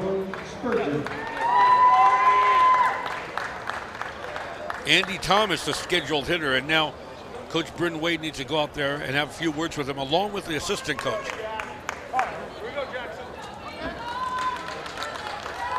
Andy Thomas, the catcher. He was hit by a pitch in the 4th inning. He also flew out earlier in this ballgame, 0 for 1. Thomas, a .330 hitter this year. 8 doubles, 4 triples, and 2 homers. But with all that vaunted firepower, he's going to lay down a bunt, of all things. But that's what this team is all about, a team ethic on the part of Bryn Wade and this Rams squad. And Cunningham just trying to keep his team as close as possible, hoping that the West Ranch bats will finally wake up, but they're running out of time. The scoreboard, the biggest nemesis right now for West Ranch, with only 6 lonely outs to go in this ballgame. Jack Cunningham from a stretch to improve his control. The fastball, that's going to be up high, and it is 1-1. Nobody out here in the 6th. Thanks to a single a moment ago, Mr. Hunter Woodruff's at first. Andy Thomas, a very hungry hitter up there. It hasn't been easy for them hitting against Jack Cunningham. Cunningham opened the door and hurt himself, though, when that only run scored in the 4th inning. That was Brad Prebe, the first hitter of the inning. He hit him with the pitch. That was the only bumpy patch in this ballgame for Mr. Cunningham. Here's the 1-1 offering. Big roundhouse curveball. Dances over beautifully for a strike, and it's 1-2. Ronnie Wald, proud to bring it to you, your game broadcaster. How the wind will shift, how things will turn out, will be determined in about the next 20 minutes. Who's going to the championship? At least we'll have one half of the arrangement set. Fouled away left side, 1-2. Later on tonight, Jay Serra or Harvard Westlake will be competing, going at it one against the other to determine. The 2 teams are moving on again to San Bernardino next Saturday.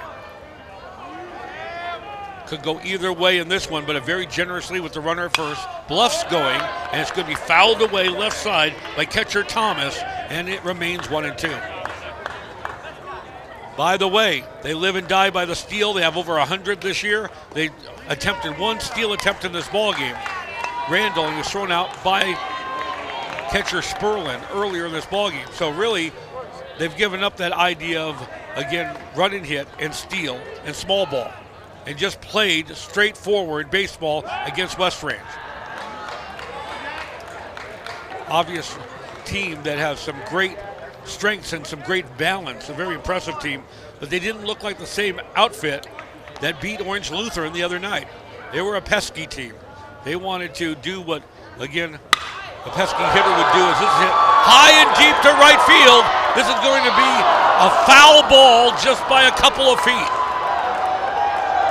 So Mr. Thomas, who again has himself 2 homers on the year, 18 runs batted in, hits it a long way, and at the base of the fence just ends up slicing foul at the last moment.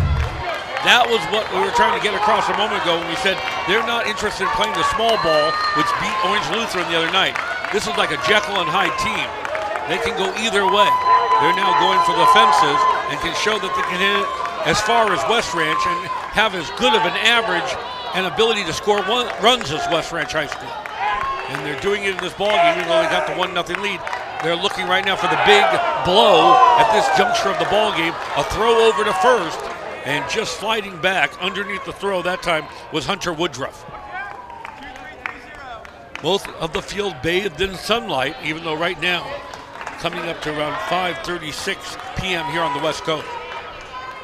And after a depressing morning and most of the afternoon, and most of the week under a cloud cover in usually sunny California here in Memorial Weekend.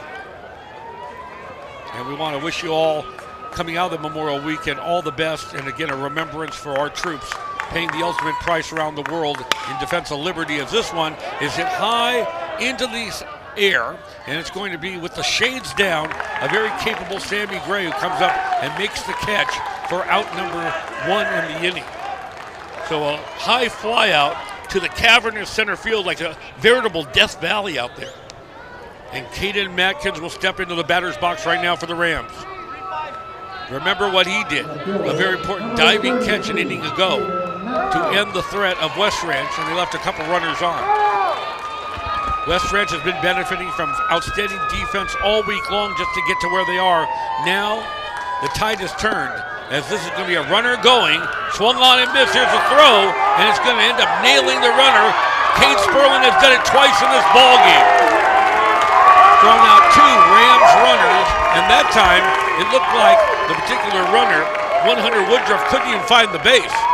He was sliding into a place that was like 2 feet right of the base that time. On a team that's, again, stealing over 100 bases this year, looking somewhat anemic in that area. Sure, they have the 1-0 lead, but thrown out twice by Mr. Sperling. We talked about his howitzer right arm, and it's, again, in evidence in this game. Going after the high, hard one, and he got a little piece of it, but it's fouled away back into the catcher's mitt. It's 0-2. Here we are, top of the 6th inning. No runners on base because Sperling took care of business one more time. Matkins waiting. 3-quarter delivery, a chopper down to Danny. The first put out of the ball game, and a solid throw home to get the 3rd out of the inning. 5.5 in the books here. It's showing right now, Murrieta Mesa up 2-0. West Ranch themselves, I don't know why they put the 2 on the scoreboard, because it's showing right now on our graphic 1-0. But we'll be right back nonetheless at the CIF Southern Section Baseball Semi-Finals. Every week, the guys like to catch up, talk, and just spend some good, quality time together. And with T-Mobile's Simple Choice plan, they get unlimited talk, text, and web, which means they can watch MLB highlights, check stats, and talk all day about the game they love. This was nice. Good talk. Great seeing you guys. With T-Mobile, ESPN and ESPN Deportes, the game goes where you do. Wednesday Night Baseball brought to you by T-Mobile. Rays Red Sox at 7 on ESPN.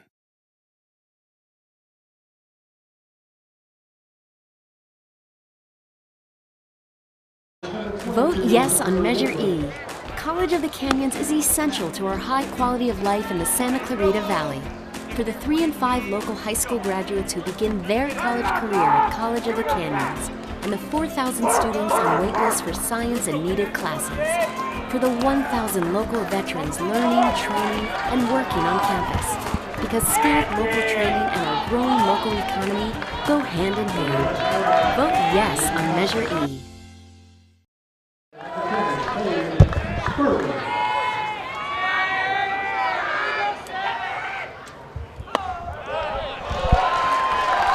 First offering comes into Cade Sperling, and he finds himself, it's a strike, and the vociferous fans that made the long sojourn out to Riverside County bastion of Temecula Valley, Murrieta, California. Cade will at times lay down the bunt. He's running a 9-game hitting streak, but now he's in the hole 0-2 to the third pitcher of the ball game. Shown off, exhibited by this Ram team of Murrieta Mesa, up right now, as we said, 1-0. Scoreboard operator trying to throw us a curve that time. I knew it could not have been. Nail biter all the way. 1-0 Murrieta Mesa over West Ranch here in the bottom of the 6th inning. Cade takes a curveball that time a little bit outside, 1-2. He's got a great eye at the plate. Plus, he's been able to hit everything of late thanks to that 9-game hitting streak. And he's extended it. He had a single in the first inning, but ends up strike 3 called. A rare moment. I don't remember it even in the last month, as hot as he's been, being able to take a called strike 3. The long walk back to the dugout for Cade Sperlin. 10-game hitting streak for him, but he'd gladly trade that in a moment to get a W in this game. 1 down. The relief pitcher, Kevin Palm. High pop-up, first pitch swinging for Sammy Gray. Or check that, Doug Gregg, pardon me. And it's going to be a foul ball in the count 0-1. 1 run, 4 hits, 1 error for Murrieta Mesa. If it sounds like a strange high school, it's only been around 7-8 years. Fastball at the knees for a strike. West Ranch, no runs, 3 hits, no errors. If you're not really familiar with that high school, venerable Hart High School goes all the way back to the 40s in Santa Clarita Valley. West Ranch and Golden Valley are the new entries, only about 10, 12 years old. Doug Gregg now finds himself at the count 1-2 to him. 1 down. Guess we're in the bottom of the 6th. Time running out for West Ranch. Palm comes back. Did he get a little piece of it? He did, but then he was tagged out immediately by the catcher. Doug Gregg is gone without number 2. Annie Lovano, the spark plug of the team that got the 17 out of the 18 games going. Lovano at 383 coming into this ball game. Remember, West Ranch, they're not used to losing. The last loss was April 27th. That's a long time. And in the midst of the 17 of 18 run, they've had winning streaks of 9 and 8 games at different parts and junctures of it. The lone loss, April 27th, was against Saugus High School. Pitch over to Danny Lovano doesn't show up on the scoreboard right now.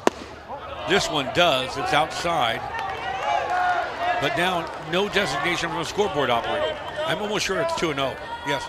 Now the umpire goes back to the good old-fashioned way we used to have a scoreboard when we started broadcasting 30 years ago. His hand motion. Now Lovano, long drive to left, and going back and one-handing it. Caden Matkins again has been a veritable one-man show, making a diving catch earlier, and this time going back and over the shoulder grab against a long drive from Daniel Lovano. We're heading right now into the 7th inning, the final frame. 1-0 Murrieta Mesa over West Ranch. Don't you dare miss this final inning. Again, live play sports coverage of the CIFSS Southern Section Ford Championship. We'll be right back. I love acting. They teach me how to do a whole bunch of stuff. It's a great school, and she's around people that are interested in the same things she is. It's been great to have these people in our corner. These guys really know what they're doing, and they've been doing it for quite a few years. Every Saturday, they do have agents here for modeling, for print, and then there's agents here for acting. Everything you need to succeed in show business is here. We have classes for kids, teens, and adults. Learn your craft at Santa Clarita School of Performing Arts. We did it! So can you!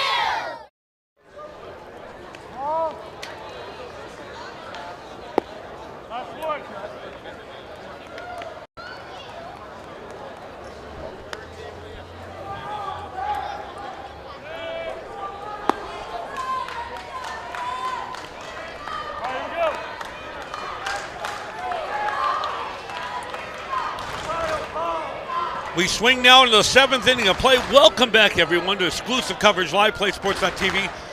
I'm Ronnie Wall, the broadcast solo bid, final frame now.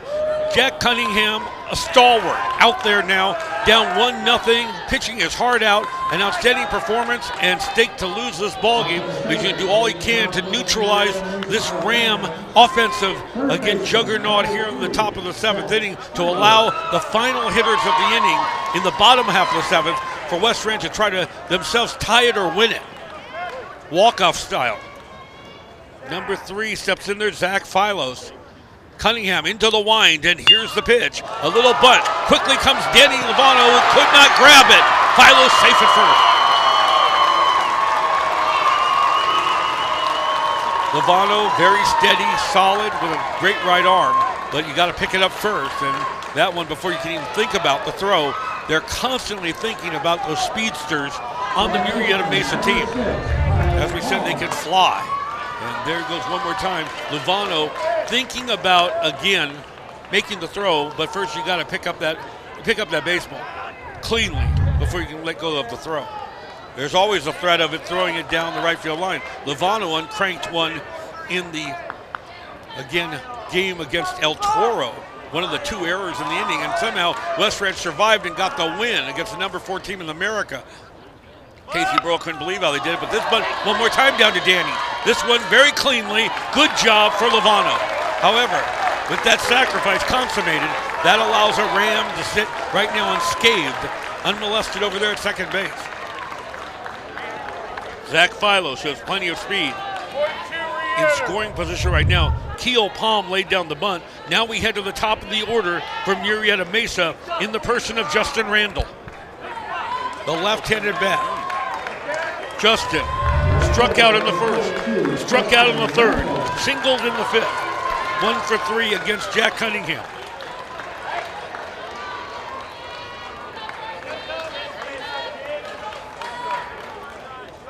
I've got 4 strikeouts unofficially in this ballgame for Cunningham, who just last week, in that outing against Norco, the complete game victory, had 12 strikeouts. 1 away. Ram at second. The pitch over for a strike, the roundhouse curveball. The drama continues here in Long Beach. Later on, Jay Serra and Harvard Westlake. As for right now, we're in the 7th. 1-0. Murrieta Mesa. Cunningham bluffs, bird dogging a little bit around, again, the pitching mound, forcing Philos back to second. Cunningham one more time deals off the end of the bat. It's going to be trouble coming up quickly. Lee can't get to it. It's going to fall like a dying quail, making the round turn. Lovano elects not to go home with it, diving in and scoring the second run, and a badly needed insurance run that time. Philos, a heads-up play. And I'm amazed that Philos could do all that, score from second with the ball right in front of him. Alex Lee fielded it, and it came to Lovano. Lovano had a moment in time. He could have swung around 180 and threw a strike to the plate. Instead, Lovano opted to look around the other way, and that allowed Philos to dive home without a throw. When they needed it most, they get that second run against Jack Cunningham. Sperlin needs to confer with Jackson Cunningham right now. Every run so precious. You know how runs just seem to come so easy during the year. For a West Ranch team, average about 7-8 runs a game. And then all of a sudden, you run into this incredible pitching in the postseason. And 2-0 lead right now for Murrieta Mesa over West Ranch looks somewhat insurmountable. And Jack Cunningham, that's it for him for the afternoon. On their feet in mass for Jack Cunningham, who's headed to San Jose State, not before this ball game where he went 6 1/3 innings and gave up 2 runs and 6 hits to Murrieta Mesa, and could stand to lose this ball game or have nothing to do with it. Timmy Johnston waiting in the wings, the one that's scheduled to go for the championship Saturday if they get that far. Timmy with an outstanding record. He's only a junior. He's coming back next year, but already spoken for at Cal State Fullerton. Timmy the left-hander, an 8-3 mark so far this year. And an ERA hovering around 2. Ended up finishing number 2 in strikeouts in the Foothill League. And as we said, number 1 in wins. Going to try to come in and shut the door as he's done time and time again for West Ranch. There's his number, Johnston. It's showing a 9-3 mark, so pardon me to add that extra win just the other night. And if he did have a chance to go for the championship, he'd have win number 10 next week, but that's a far cry right now for West Ranch. They're not even focused on that. Timmy, again, has just been lights out with an ERA way under 2, 1.8, and see strikeouts, he gets a lot of them, 59 in 68 innings of work, and his walk ratio to strikeouts is almost 3-1. I know people are looking at Clayton Kershaw, incredible 22-1 strikeout to walk ratio, but they only make one Clayton Kershaw every 100 years, if you know what I mean. I mean, that's the way we came up. A strikeout to walk ratio 2, 3, or 4-1 was outstanding. And here's a guy with 105 strikeouts and, 5 walks. As for Timmy, though, he can hold his head very high on an outstanding junior year and will be coming back again in 2017 for the Wildcats. Brad Prebe stepping to the plate in just a moment. The left-handed Timmy Johnston going up against the right-handed bat of Prebe. The wind starting to come in again, continuing to come in, pardon me, from right field, right off Pacific Ocean, not far away from here. So it's been a factor. Long drives to right have been negated, buffeted by that pervasive wind. Nowhere near home runs in this ballgame, even though, like I said, Long Beach State has brought the fences in here.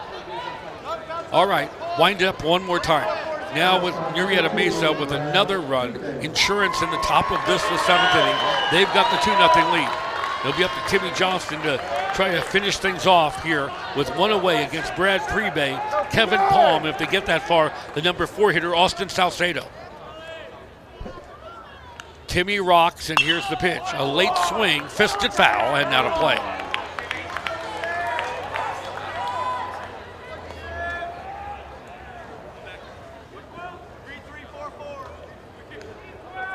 Bradley Prebe, part of a team that has shown great heart, and no one would think, even with Vista Murrieta in the same league as they are, that they could persevere and get to this point. They've done it with a remarkable 25-win season.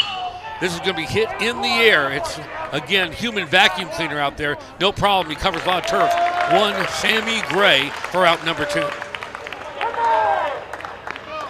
It was Cunningham's turn to start, and he pitched a gem of a ball game.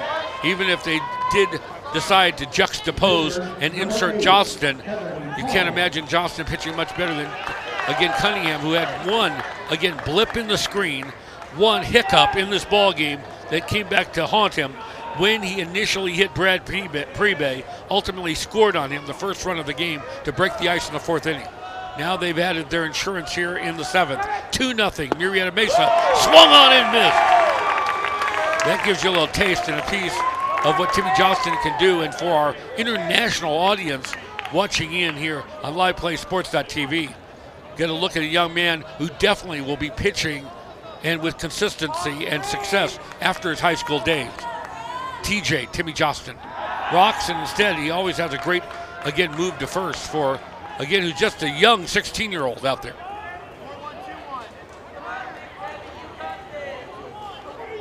By the way, you may be interested for West Ranch in the 7th, their last chance.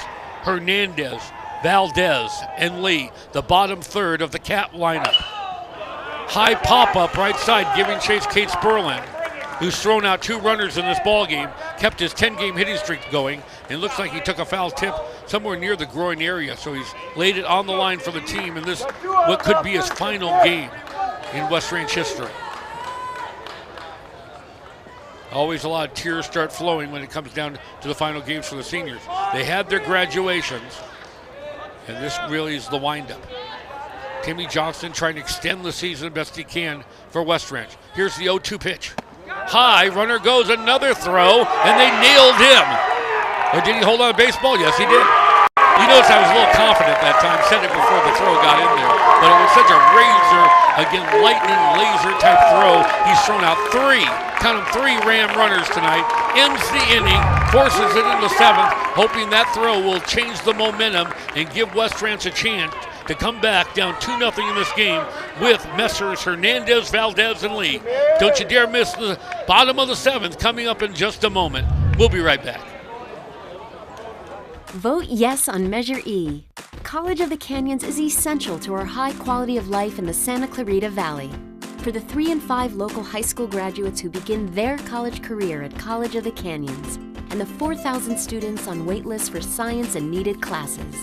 For the 1,000 local veterans learning, training, and working on campus. Because skilled local training and our growing local economy go hand in hand. Vote yes on Measure E.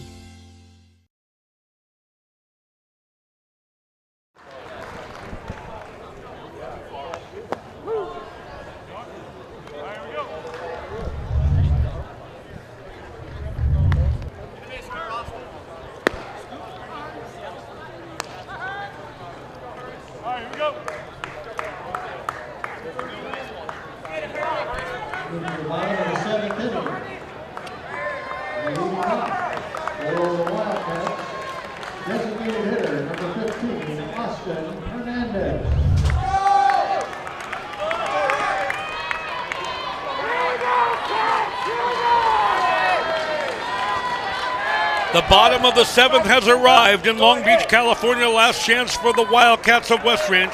Hernandez, Valdez, Lee, the bottom third of the Wildcat lineup, down 2-0. Palm, the third pitcher of the ball game out there for the Rams. Most of the Ram faithful in from, again, Murrieta, Temecula Valleys on their feet right now at Blair Field. The righty delivers, and this is hit high and deep by Hernandez, but again, a veritable Death Valley out there. Center fielder Salcedo has it for out number 1. They have a lot of arms, and they're not afraid to use them and then bring them in at key moments when they have to, and that is the difference in this ball game. Hernandez couldn't win the game anyway with one swing of the bat. The key is to get on right now any way, shape, or form. Well, here comes Nico Valdez with one down. Carry on. Stalinovic. Palm. The 3. The triad. Up against Jack Cunningham, who went all the way until the 6 1/3 innings and gave way to Timmy Johnston. Here's the pitch. It's a strike. It's 0-1. Valdez has a single in this ball game. 1 for 3. Another pitch, and it's a strike as well. Scoreboard's not keeping up with us, so we'll follow the umpire. You know you can depend on him. He's always right there. No electrical outage on the part of the umpire. The 0-2 pitch. Fisted down the line. Ryan Lindgreen, the talented third base coach, had to get out of there. By the way, we want to give props to Bobby Cardamone, handling things at first base coach's box for West Ranch. And a team that's put together a remarkable season, a Cinderella-like run, but so is Murrieta Mesa. The 0-2 pitch. Curve misses outside, 1-2. After Valdez comes Alex Lee. Good guys to have at the bottom of the order, not just 8 and 9 hitters. Guys that know how to get on. In fact, Lee this year, on-base percentage is over 400. Fastball taken by, again, Nico Valdez, running the count 2-2. Making Kevin Palm expend pitches. But the guy has great velocity. You got to give credit to second-year coach Bryn Wade, bringing in that fresh arm when he needs to. The 2-2 pitch. Down low, 3-2.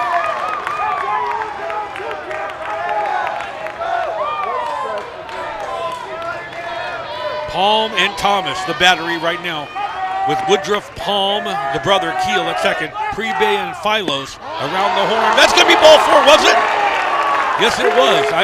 Whenever the player starts to make a move to first and then comes back quickly, the umpire might have been shown up by the player taking off too soon. I didn't know he had to get off, again, a piece of equipment and throw it away, so I with trepidation, wanted to wait and see. And yes, it was most definitely ball 4, and there is an ember of hope. The patient has not flatlined yet, and Nico Valdez will give way to a pinch runner right now. Looks like Garrett Bowie, last name spelled B-U-I, he has plenty of speed, 5 steals this year, will be now inserted as the pinch runner. Valdez will go and sit down. He did his job. Here in the 7th inning, he found a way with 1 out to get on and hang in there. And here's Alex Lee, who we said the littlest guy out there at 5'5", but an over 40% on base percentage. That's pretty valuable to have for a number 9 hitter, but he's swinging away and misses that one from Palm, and it's 0-1. 1 away in the 7th. Murrieta Mesa 2, West Ranch nothing. Palm a check of the runner. If they know the book on Bowie, he may just take off, even though they're down 2-0. This is a strike. On deck, the heart, the meat, really the heart and soul of the West Ranch lineup, Jason Dries, in what it could be his final at-bats in his against stellar West Ranch career. It's Dree and Gray waiting in the wings. This gets away, and taking off will be Garen Bowie into second. There's still an ember of hope right there for West Ranch, uncorking a wild pitch, and it took off that time like a rabbit. It went off like a jackrabbit off to the side, and there's plenty of room here behind the plate to the backstop here at what they call the pitcher's park for years and years. As Bryn Wade needs to go out there right now, he may bring the hook with him and pull the young man Palm. Well, they brought in the fences, and that's trying to negate the pitcher's ballpark that this place has been known for, but they can't do anything about plenty of foul ball, or should I say foul ball area down the lines and behind the plate going back about 30 feet. The catcher had to give chase, and that turned into a break, allowing West Ranch's Garen Bowie to get into scoring position right now. The Cats of West Ranch down 2-0. This game is not over. 1 away here in the 7th. Alex Lee up there with the count against him, 1-2. This is a very, very important at-bat. Lee, if he has to expend himself and give up an out, he would love to advance Bowie. But still, they've got a long way to go. They're down 2-0. Here's the pitch. High pop-up, fouled away right side, and out of play.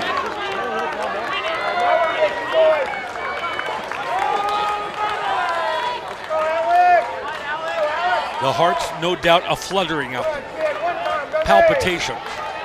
The games that I've done in the playoffs, I said, can someone get me a defibrillator up here? They're going to keep it going. 1-2. Another chopper as Lee has done everything he can in this, again, minuscule body with the heart of the lion to hang in there and try to make Palm expend a lot of pitches and try to find a way to move that count away from being in the hole. He's been 1-2 with 3 more foul-offs. Here's the 1-2 offering into right field. It's going to be a base hit for the little guy, Alex Lee. Bowie will hold up at third. West Ranch is not dead yet by any means. Runners at first and third with 1 out. Now, here comes Jason Dries. The incredible story we talked about, the broken thumb, has found a way time and time again to persevere. In the Winter League, he ended up hitting 5 of the team's 10 home runs. There, they're known as the Incarnation, their moniker, the Ranchers. He took that over into, again, the spring season by belting 6 home runs. He had not hit 1 home run as a sophomore or junior. A major leaguer, and he won't give the name, said Jason needed to bulk up, get his guns going. And he did bulk up, and it turned into a 6 home run year, 3 in 1 game, and 330 feet down the right field line. Doesn't look so bad right now with runners at first and third. Palm, the right-handed pitcher against the left-handed hitting Jason Dries. The advantage goes to JD right now. And a little bitty throw over just to check the runner, Alex Lee at first. Plenty of speed out there for West Ranch. Bowie at third, Lee at first. Another obligatory throw to check the runner at first base. If these games don't get you excited, you don't have a pulse. We're thoroughly enjoying our time, and it's not over yet.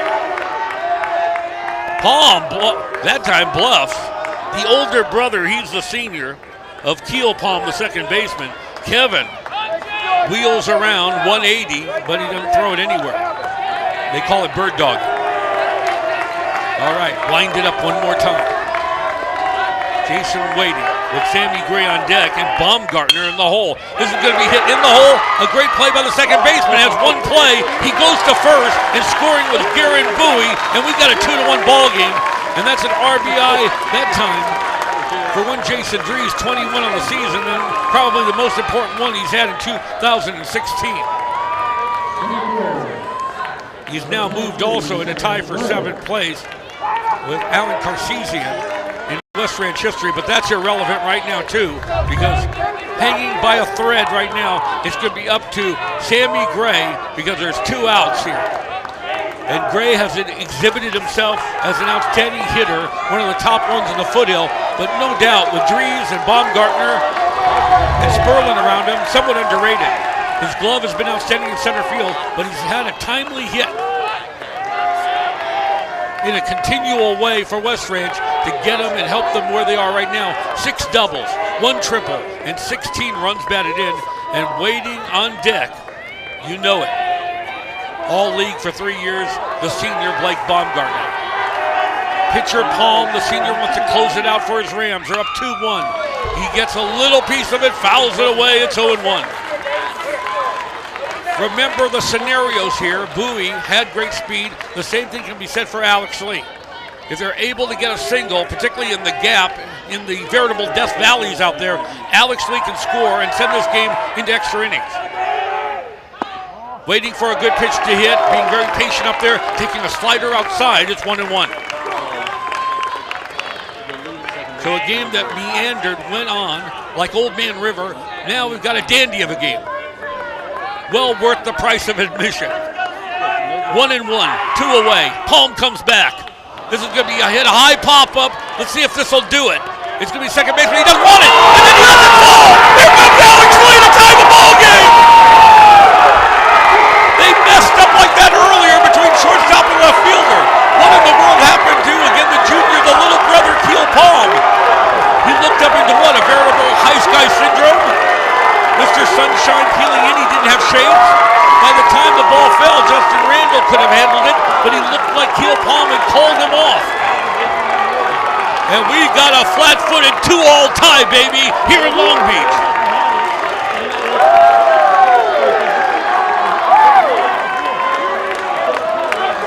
Tell me you don't love this game. So West Ranch, when Casey Burrell sticks his neck out, a conservative guy, and says team of destiny, he's not blowing smoke. You hear what I'm saying? Now here we are. Here's the skinny now with 2 down, bottom of the 7th. The flat-footed 2-all tie, and he's been the all-everything, ignored by the local papers. Finally, they ran an article on him. He needed to get the props. He didn't care because he's a very unselfish guy. He's got himself a GPA well over 4, but take a look at the batting average this year. 361, 3 homers, 21 RBIs. The co-captain, Baumgartner, up there right now with runner at first base and a chance to win this ball game. Yes, that's right, win it. The offering is outside and misses 1-0. If you went off and had a hot dog or went outside and do whatever, you missed a lot. West Ranch scores 2 improbable runs here in the bottom of the 7th inning. Baumgartner waiting. It's right back to the box. We're going to extra innings. The flip to first, and that's that. Blake did what he could. However, it'll be Kate Sperlin coming up in the 8th inning. However, but before we get to that, here's a replay to take a good look at what actually happened just a moment ago with Sammy Gray. And I'll tell you, if they end up losing this ball game, Murrieta Mesa, there'll be a long time nightmares going on. That time for the second baseman, Keel Palm. You could see he was completely confused, out of place, and possibly if Randall thought he could have a chance for it, he would have made the catch. This game would be over. Murrieta Mesa would be going to San Perdue. Instead, we're going to the 8th inning. I know we got to take a break, but it couldn't be a better thing for West Ranch because they're all everything. Timmy Johnston, who's been lights out with an ERA himself about 1.2 in his last 5 starts. He's got a 5-game winning streak going and 9 wins overall. He'll be again out there in extra innings in the 8th inning for the West Ranch Wildcats.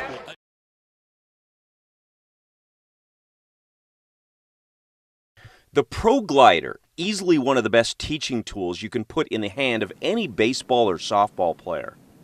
The Pro Glider, as you swing with that Pro Glider, you can actually see the flight of the ball. And you can see that if you're swinging right, that ball will go up the middle with what I call a true trajectory, not backspin. Backspin pops things up, but a true trajectory, meaning just a natural lift that goes out. Craig Wallenbrock has instructed major league hitters for several decades. He's seen every gimmick around, but as a coach who teaches with video, Wallenbrock loves the Pro Glider because of its positive muscle memory reinforcement. Yeah, it's the hands that hold the bat and what they do. And that's why I think this is such a great training device. It is a teacher. Order your Pro Glider at the web address listed below. We've got ourselves a dandy as we swing into extra innings here at the CIF Ford Baseball Championships of semifinals. Ronnie Wald It looked like Murrieta Mesa could just, again, put it on cruise control and get their 2-0 victory. West Ranch scratches out 2 in the bottom of the 7th, and Timmy Johnston will start now his second inning of work in relief. Cunningham is off the hook in this ballgame. Timmy is now pitching of record, along with Kevin Palm, the third pitcher of the ballgame for the Murrieta Mesa Rams. Here he is. He's facing off against his counterpart. Kevin Palm is hitting right now. Lefty comes right back, and this is hit high and deep down the left field line. Hooking foul and out of play. Once they got the 2 speedsters on, great managing, great coaching from Casey Burrell and his staff. First started with Bowie, inserted for Valdez, and then little Alex Lee able to score, and a couple of mistakes that were made this time on the part of a usually flawless defense from Murrieta Mesa.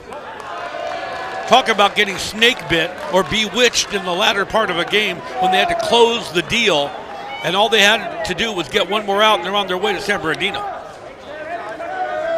A 2-all tie. Johnston's pitch, high pop-up, shallow. Now this is the spot where Palm had trouble. Valdez doesn't and makes the play for the out. For Murrieta Mesa, 2 runs, 6 hits, 1 error. For West Ranch, 2, 5, and 0. The hitter is number 7, Austin Salcedo.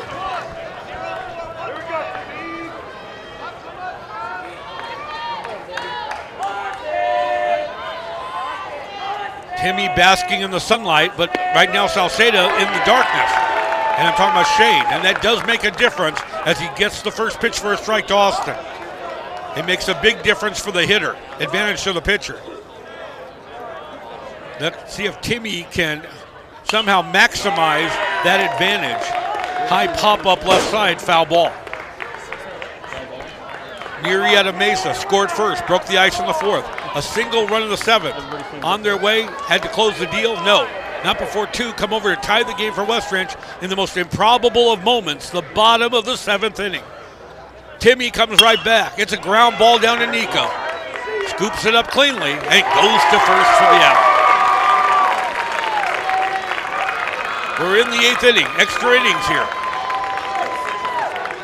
That will delay the second game. I'm sure the folks there have come in for Jay Serra and Harvard Westlake to view those ball games and enjoying the end of this one. But the way they play, mano a mano, 1 run at a time, trying to squeeze out a victory, there's no telling how long this one will go. Johnston into the windup. Here he deals, outside and high. Number 22 up there, Hunter Woodruff. Hunter has an RBI in this ball game. 2 hits as well. Timmy comes right back. It's a strike. Timmy's dad owns the Santa Clarita School of Performing Arts, one of our great sponsors. We want to thank the dad, the Johnston family, and of course his great son, who has brought a lot of thrills this year to West Ranch fans. Fastball high and misses, 2-1.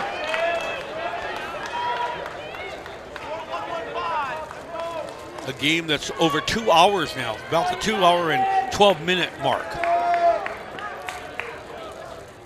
Timmy, fastball swung on and missed. The heater that time. He sets it up so beautifully. Yes, he could use that 90% of the time, like maybe a Jack Cunningham, but he holds it back like a secret weapon. They call it Uncle Charlie, and it's devastating on hitters. Deuce is wild, the 2-2 pitch. Inside and tight, it's 3-2.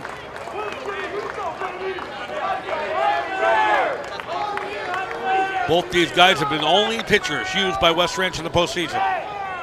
Timmy Johnston, Jackson Cunningham. Fly ball, right side, out of play.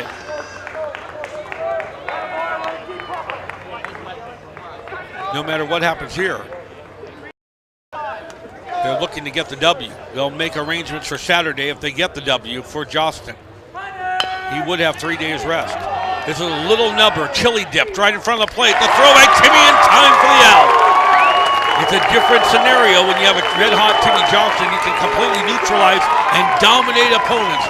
We head to the bottom of the 8th. Last chance again for West Ranch to kind of close out this ball game in extra innings since they're the designated home team.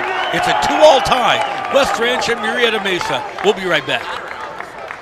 Every week, the guys like to catch up, talk, and just spend some good, quality time together. And with T-Mobile's Simple Choice plan, they get unlimited talk, text, and web, which means they can watch MLB highlights, check stats, and talk all day about the game they love.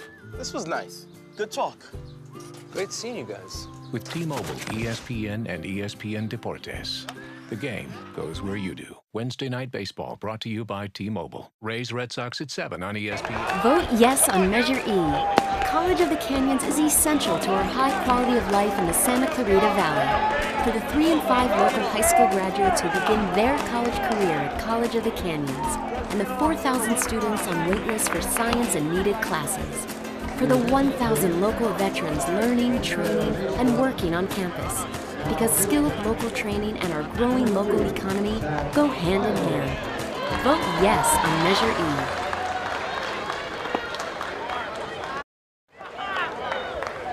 Heading now into the bottom of the 8th inning. We're in extra innings, everybody. Glad you're along with us. You're like family to us here at LivePlaySports.tv. Glad you're enjoying this. A great ball game, as expected, as advertised, between two teams establishing programs. And even though, as for West Ranch, it's been around 10, 12 years, a little bit newer instead for this, again, Murrieta Mesa team. And don't forget, Mortgage Partners of America. Another one keeping the American dream alive for you. Mortgage Partners, outstanding. Will help you achieve, again, that dream home that you've been waiting so long for. Why not? Even the tough California market, they know how to negotiate and navigate through that. Mortgage Partners, proud sponsor, again, of this CIF Ford Baseball Championship. 2-all tie. 6 hits for Murrieta Mesa. 5 for West Ranch. Cade Sperlin will step in there, followed by Doug Gregg and then Danny Lovano. The 4, 5, and 6 hitters right now for the Wildcats. And the new pitcher out there, number 4 of the ball game. They're going to move that second baseman who had all that world of hurt, all those problems in the 7th inning. He's going to be the new pitcher, Mr. Philos. He's got 18 relief appearances this year. So he's in relief right now. Full swing on the part of Sperlin. Fouled away, 0-1. Zach Philos moving again. Check that from third base, pardon me. It was Mr. Keel Palm who had the problems at second. Philos, don't want to blame him for something he didn't do. And look how he, again, with that off-speed pitch, a lot of movement on that again. And a talented young man with the count right now 1-1 to Cade. Nobody out. Cade, the first hitter here in the 8th. Way outside and misses, and Cade, even though a great pull hitter as he is, I've seen him go to left when need be. Has the ability to reach out with the bat and hit the ball where it's placed, where it's pitched. Philos comes back. Cade does go down the other way. It ends up hooking foul and into the bullpen area. Philos, with the 17 relief appearances, as we mentioned, 7-2 mark, leading the team with Stalinovich for wins, and a 1.44 earned run average. 1.44 for Philos. Carry on, the starting pitcher, 1.2. Stalinovich, 1.2, and this one, strike 3. And Palm, 1.39. The team is under 2 as team ERA as they take care of business on the opening hitter in the inning. Cade Sperlin was not happy about it. There's a close-up of Cade right now. He's about the most expressive guy on the team, visually and physically, in all ways, shape, and form. This is being Doug Gregg up the middle, a base hit for Doug. Very confident hitting there. Doug usually works the count and tries to get the pitch he wanted. This time he just took the matter into his own hands. And that means a base hit, number 6 of the ball game for West Ranch.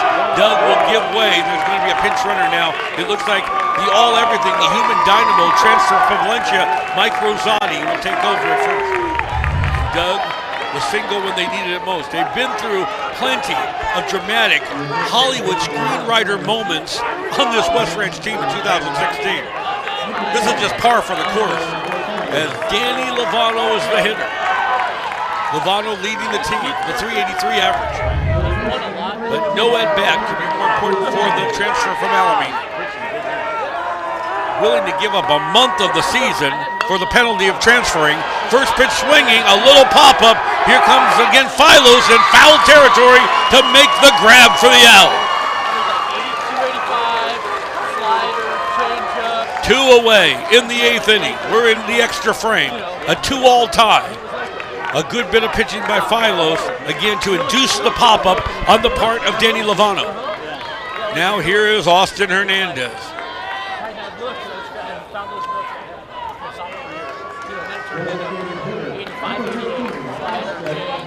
Hernandez as the DH. Has found himself in this ball game 0 for 2, and he did walk back there in the 2nd inning. Austin, a year that he can remember and take pride in.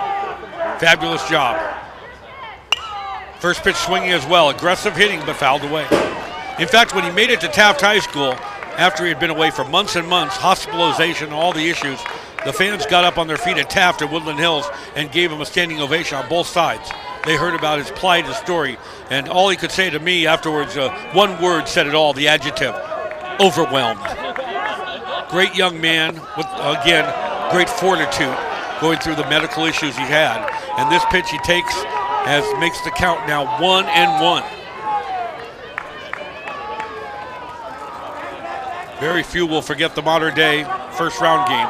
Deadlocked with Mater Dei, his was the difference in the ball game. A 3-run homer in the 6th. Now waiting, hot shot, but right at the first baseman. And just in case, he goes and walks it to the bag, but I don't think so. Made a great grab off the turf that time. The first baseman to just do a little house cleaning, Hunter Woodruff.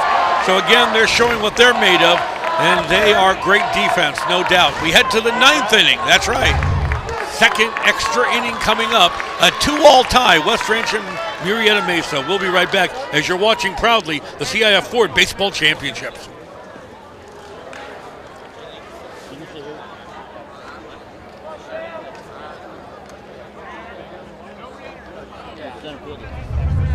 Every week, the guys like to catch up, talk, and just spend some good, quality time together. And with T-Mobile's Simple Choice plan, they get unlimited talk, text, and web, which means they can watch MLB highlights, check stats, and talk all day about the game they love. This was nice. Good talk. Great seeing you guys. With T-Mobile, ESPN and ESPN Deportes, the game goes where you do. Wednesday Night Baseball brought to you by T-Mobile. Rays Red Sox at 7 on ESPN.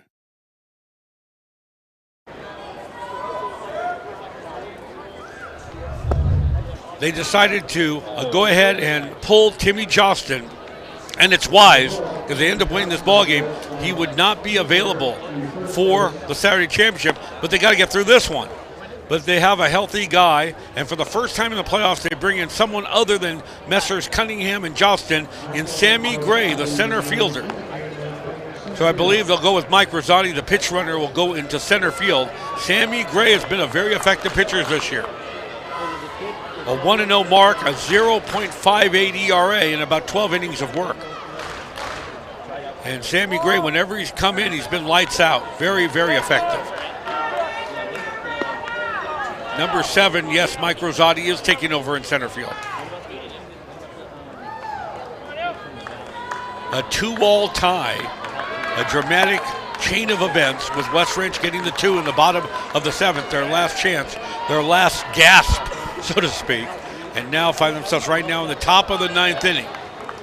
Since they get the last at bat in this ballgame, they have the huge advantage in trying to again shut the door on this very pesky Murrieta Mesa team, so they'll have that last chance.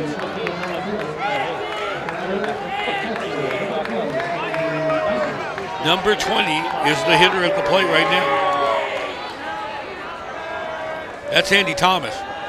You know what he can do and what he's capable of with the 330 average on the year of the senior. 2 homers, 18 runs batted in. And yes, 8 doubles this year. Sammy Gray to the plate. He hasn't had a lot of work. He hasn't worked for about, I would say, several weeks at best. So we'll see if he's sharp. He can find the strike zone. That one was inside 1-0. It's West Ranch and Murrieta Mesa. It's a flat-footed 2-all tie. We're in the 9th inning here at Long Beach. This offering finds itself inside and tight, 2-0. Big Mo. Momentum switched over to West Ranch. Now they're trying to grab it back, and the fans of Murrieta Mesa are on their feet right now. Andy Thomas pinwheeling the bat. Now Sammy Gray deals. 2-0. Hit hard on the line to center. Rosati just got into the ball game, and it's hit over his head. On his horse right now, coming into second standing, will be Thomas with double number 9 of the year, and none of them could be more important than that one to lead off things here in the 9th inning for Murrieta Mesa. I would not be, again, fair to say to Mike Rosati, who hasn't played much, that he was playing, of course, too shallow. However, Sammy Gray can track those down. But to just walk into the ball game, the lights are on here, even though the sun is starting to set in the western horizon. Lights are on here in Long Beach, and still Rosati couldn't pick it up and get back to it. Maybe Gray could have, because he's known to, again, cover a lot more territory than anyone else on the team in center. Nonetheless, runner at second, and here's Caden Matkins, who knows something about making some great catches today in left field for the Rams. He's going to lay down the bunt. Sammy Gray wants to go to third. It's an off-angle throw, and everybody's safe. Sammy did not get his footing there. I know it's a summer day. We're coming out of spring, and I don't know. That part of the infield is bathed right now in shadow, but his foot slipped like it was wet. And there can't be any wetness out there. He just didn't get a good footing. There he goes. He turns, wheels. He wanted to get that lead guy and forgot about the first base and the throw over there. And now everybody's safe. And now Ryan Lindgreen's out there. He's got his arm around Sammy Gray, so he doesn't want him to lose, again, sight of the batter at the plate and become dejected and morose over it. He's got to still make some pitches and throw some strikes right now to the Murrieta Mesa hitter. This game like a roller coaster at the LA County Fair. Ups and downs, lots of turns, like the Tilt-A-Whirl ride. And now the umpire needs to go out there with that complete infield contingent, Ryan Lindgreen and Sammy Gray, and trying to break up things. Having a mini T-to-T themselves down the third baseline are a few of the Murrieta Mesa players. Coming up on the 2-hour, 30-minute mark of this ball game, top of the 9th, a double a moment ago over the head of Mike Rosati, and then a little nubber bunt. And fielded by Sammy Gray, slipped, made an errant throw to third that could have been much worse. If it got away from Lovano, then that guy could have come around and scored Andy Thomas. 2-all tie in the 9th. Gray in there in relief. It was Cunningham and Jostin, and now SG Sammy Gray. In trouble right now, nobody out. Top of the 9th. Number 3, Zach Philos. Philos has taken over as one of their pitchers. They've had 4 pitchers in this ballgame. Carry on Stalinovich, Palm, and Philos, who's the hitter right now. And Sam Gray needs to step off the rubber and right now start to settle himself.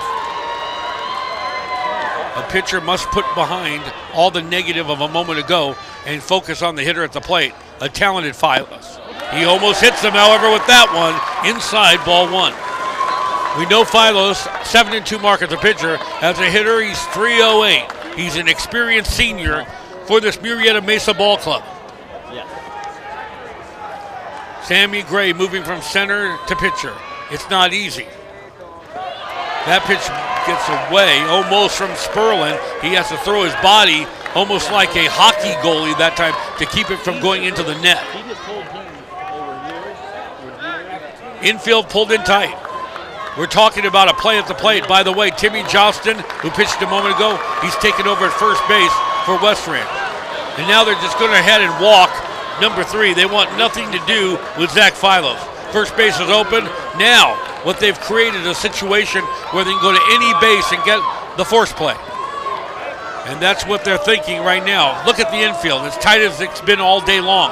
Luvano tight at third. Baumgartner right now on the grass, but I'm sure he's going to back up a little bit more. Timmy Johnston tight at first, and Nico, we'll see where he's going to end up at second base. But now Lindgren is going to come out there, and it looks like they're going to bring the hook. So strategy is predominant right now on the field of play. Sammy Gray could not get an out in that inning, is done. They're going for the lefty.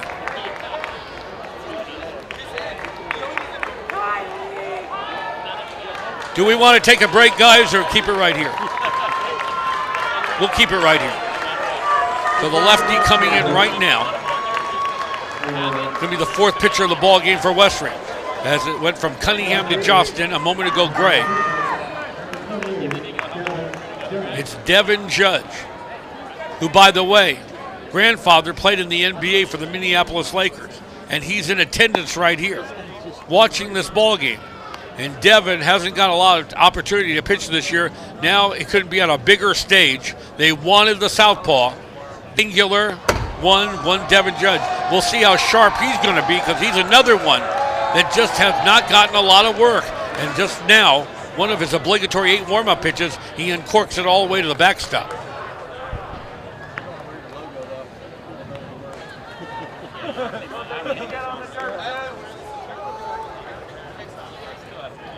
We're in the 9th. We're in extra innings. It's a 2-all tie. Waiting to come up there right now, number 6, and that will be Keel Palm. These teams are about as evenly matched as you can possibly imagine. These two squads from the great opposites. One team close to San Diego County, Murrieta Mesa, and the other one almost near the Grapevine, heading over I-5 to Bakersfield. I'm speaking of West Ranch. But somehow they've met each other here on the field of play here at Long Beach and find themselves in the 2-all tie. 2 runs, 7 hits, 1 error for Murrieta Mesa. 2 runs, 6 hits, and no errors for the Cats of West Ranch. Devin Judge, hard-throwing left-hander, taking over right now. Gray could not record an out. In fact, Gray had himself what you would think an error, but it didn't show up on the scoreboard. Once he slipped, he made an errant throw to third. No error recorded. Judge is getting right now some props from Timmy Johnston, the top-notch pitcher that once in a while they let him field the position, and he's at first. As you can see, when we get a shot of it, that infield's as tight and coming in as possible with a play at the plate. Everybody and their grandmas know that's what's coming. If it's going to be a little nub or a chili dip in front of the plate, they're going home. There's no secret on that one. No great inside baseball. And you see how tight Luvano and Baumgartner on the left side. Valdez almost on the grass. Timmy most definitely on the grass at first. Instead, line drive down the line. It looks like it'll be extra base city right in front of Alex Lee. Here comes a Mesa player to come home and score. A solid hit when they needed it most, and it turned out to be a double. Runners at second and third. 2 come over in the top of the 9th, and they are ecstatic. And I'm talking about the Murrieta Mesa faithful. On that hit, first pitch comes from reliever Devin Judge and surrenders a double down the line to number 6 that time, Keel Palm. In comes 2, and now it's 4-2 Murrieta Mesa. By the way, all this going on with no outs. They got to find a way to staunch the bleeding, the hemorrhaging right now. They've got to stop it. Now they were trying to get a play at the plate, and they got the worst possible scenario. A laser shot line drive into left on the part of Keel Palm. Driving in 2. Now we head to the top of the order in JR Justin Randall. Now just taking a check and seeing if the runner did turn around third and did touch the bag, and the umpire said yes, he did. They're still going to play tight. Here comes Randall, who's a slash and burn kind of hitter at the plate, a la D. Gordon of the, again, Marlins. The left-hander to the plate. He hits him with the pitch. If not on the gluteus maximus, on the wallet, maybe on the small of the bat. He's feeling it.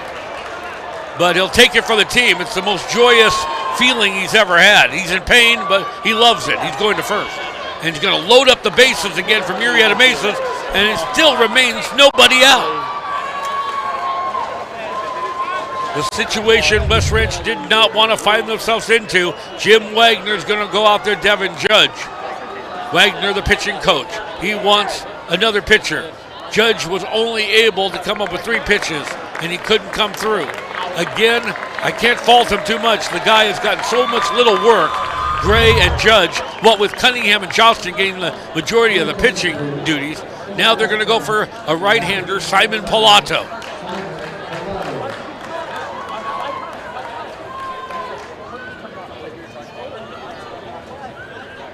So with Pilato coming out, again, the obligatory 8 warm-up pitches, the 5th pitcher in the game for West Ranch, and Murrieta Mesa up 4-2 here in extra innings. We're going to take a break.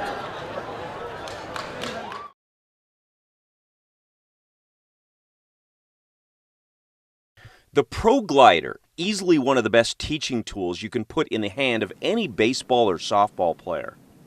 The Pro Glider, as you swing with that Pro Glider, you can actually see the flight of the ball. And you can see that if the ball, if you're swinging right, that ball will go up the middle with what I call a true trajectory, not backspin. Backspin pops things up, but a true trajectory, meaning just a natural lift that goes out. Craig Wallenbrock has instructed major league hitters for several decades. He's seen every gimmick around, but as a coach who teaches with video, Wallenbrock loves the Pro Glider because of its positive muscle memory reinforcement. Yeah, it's the hands that hold the bat and what they do. And that's why I think this is such a great training device. It is a teacher. Order your Pro Glider at the web address listed below. There's a shot of Simon Pilato trying somehow to put out the fire. Acting as a veritable fireman right now and must do something before this becomes much worse. A conflagration, one that West Ranch will not be able to stop. 2 runs over for Murrieta Mesa here in the top of the 9th, and West Ranch has only one lonely shot to get back in it, tie the ball game or win it in the bottom of the 7th, or check that 9th, and they can't possibly allow any more runs to come over. However, as they head back to their respective places on the bases, it still remains nobody out. Gray couldn't get the job done. Judge couldn't get the job done. Now they're handing the ball over to Simon Pilato. Bases are loaded for Murrieta Mesa, looking to break this game wide open. All bets are off when you're in extra innings because you don't have the same, again, number of pitches or pitchers available. You're just playing a ragtag group trying to get that final run and end it. First pitch swinging right now. A high pop-up. Back comes Cade Sperlin, and this one's going to run out of room for him over there. Number 2, Brad Prebay, is the hitter for Murrieta Mesa. 4 runs, 8 hits, 1 error for Murrieta Mesa. We found out what kind of team they are. They're not a fluke. Out of the Southwestern League. Hey, they beat Vista Murrieta. If they can beat them in the league, you know they're made of something special. 25 wins this year. Same could be said for Casey Burrell, setting a record with 24 wins themselves this year. But their backs are against the wall right now at this juncture of the ball game. Pilato, a backwards glance of the runner. Taking his time, he's the sidewinder. And the pitch down low and misses, 1-1.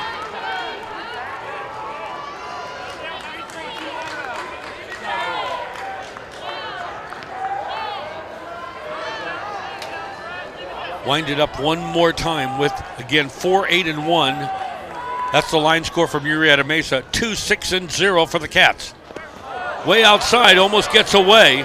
Almost uncorked a wild pitch there, which would have been devastating. Pilato, the imprimatur right here, the caveat to Simon Pilato is throw strikes. There's nothing fancy about it. What a year it's been for both these teams. Upstart teams with a lot of talent and a lot of heart going out against each other. Sorry, there has to be a loser in this ballgame. Pilato comes back 2-1. A 3-quarter delivery that's down low. It's 3-1. Oh, that's not what we want to do. You just cannot, under any circumstances, walk in a run here. He Then they'd have a 3-run lead going into bottom half of the 9th inning. Pilato has to make the pitches. He has to trust his defense and let the man swing away. Remember, again, the defensive contingent, the infield is playing in very tight.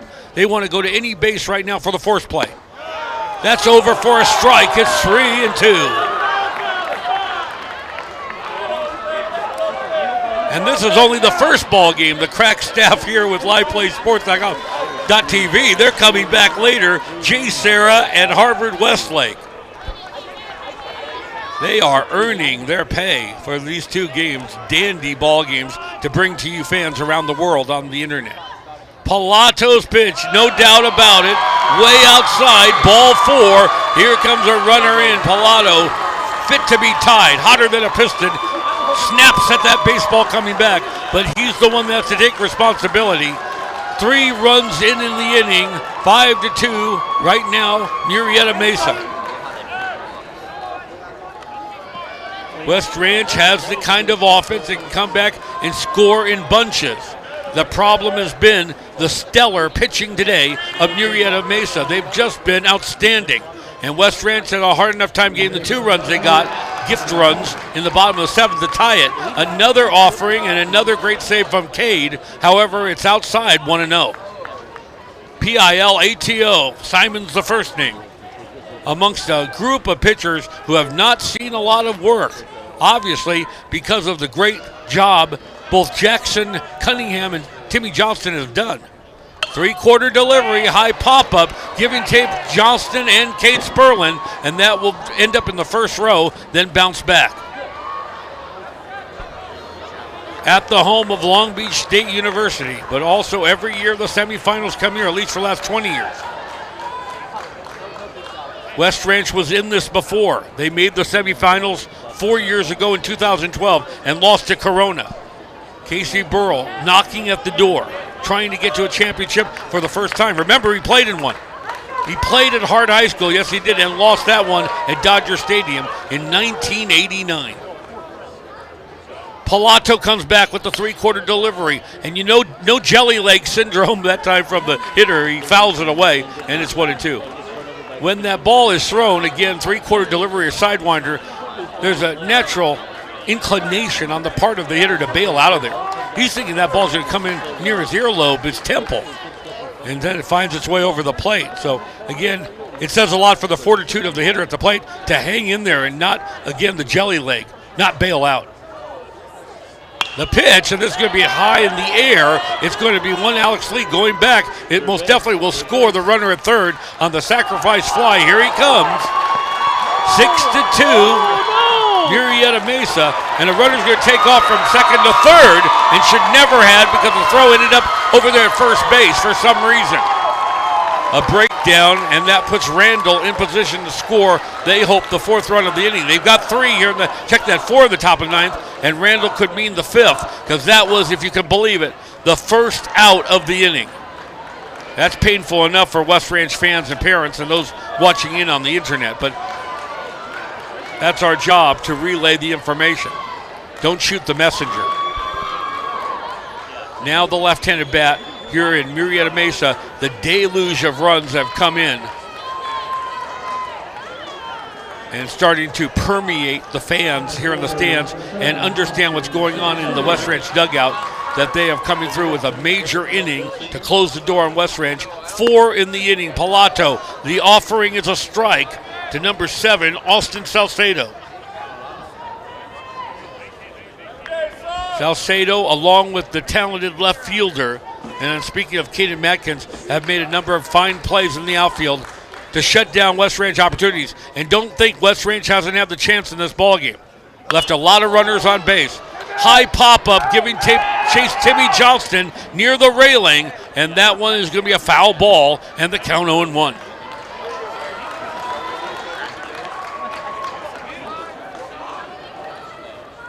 Casey Burrell, when he came to the end of the line at USC, went on to the minor leagues. He made a very telling statement. He goes, eventually, baseball will shut the door on you. Willie Mays, it did. Hank Aaron, Babe Ruth. And it shut it one day on the playing career of Casey Burrell. Answered the call, however, to be a coach. And the rest, they say, is history. An outstanding one. Facing elimination right now, down 6-2. Slapped foul into the screen. It remains 0-2. It was an easy decision for the Burrows. His dad and mom were teachers. He married a teacher. His sister's a teacher, married to one. Brady Burrow, the co-head coach, he's a teacher, math teacher at West Ranch. And as we've noted, one of the coaches and one of the main guys at West Ranch in terms of the baseball staff. Pilato comes right back, reaches out, and tries to do something with it, and creates a pop-up that Valdez has it on the dirt for the second out of the 9th inning. Casey made the right move. It seems like all the Burrow family has been connected with one school after another all over the area. Brady played baseball at Valencia High and went on to play college baseball at Michigan State. Casey left Hart High School and that championship we just talked about, Dodger Stadium, and played for Mike Gillespie over at USC. Mike, the current coach at Irvine, is just a high fly ball down the left field line on the part of Hunter Woodruff. But once he made the decision, he said the best of his life, to settle down. He became the 4-year coach at August, and then the nascent West Ranch program started about 12 years ago, an opportunity he couldn't pass up, and he's been the only coach they've ever known. And even though they were denied the playoffs last year because of the new arrangement in the foothill, not allowing 4 teams to make it, he came back charging in a big way with this, again, 24-win season. Ground ball, Blake has it, the throw to first, and that's that. Last chance for the Cats in the 9th, down 6-2. You're watching the CIF Ford Baseball Championships on LivePlaySports.tv. We'll be right back.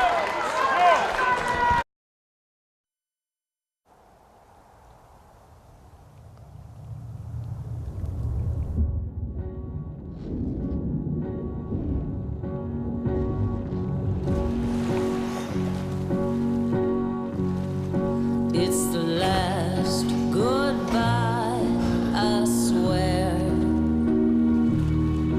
I have no regrets, for the past is behind me. Tomorrow reminds me just where.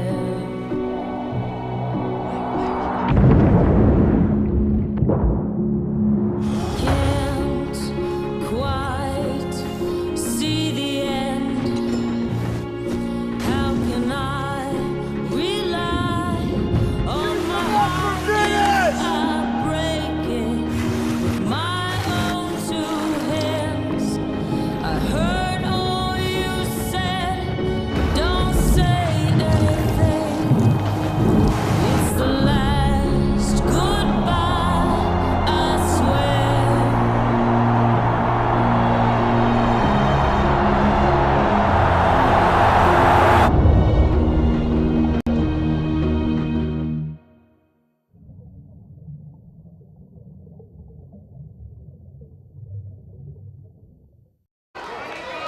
It's the bottom of the 9th inning, everyone. Last chance for the Wildcats of West Ranch, and the fastball comes over to Nico Valdez for a strike, 0-1. Carry on, Stalinovich, Palm, and Philos. Philos in there trying to close the door on the Cats and seal the victory and get to the championship. Slider misses outside. Cunningham, Justin, Gray, Judge, and Pilato for the Wildcats. As now, the shade is now bathing the complete infield of here, Blair Field at Recreation Park in Long Beach, California. Curveball outside, 2-1. So the advantage once to the pitcher. He was in the sunlight, the hitter was in the shade. Now he gets a better look at the baseball coming over. But could it be too little too late? This Murrieta Mesa team, 4 runs in the top of the 9th, up 6-2. Pitch is a strike to Nico. A little bit later, and it'll be broadcast proudly by LivePlaySports.tv, Jay Serra and Harvard Westlake. Philos curveball, going for the fences, they don't need to. Swung on and missed, Nico is gone. 1 away in the 9th. Here comes Alex Lee. A postseason that's been characterized by just, again, breathtaking moments. And remember, as I said, 34 years for me in sports play-by-play. I've never seen a week like I have this last week, and we're so grateful for LivePlaySports.tv to chronicle it, have a historical record of it. Take a little time out and watch some of the archives. It's absolutely stunning, the games that go all the way back to the last 2 wins to end up the season and get the league championship at Valencia, and then the great run and wins over modern-day Norco and El Toro.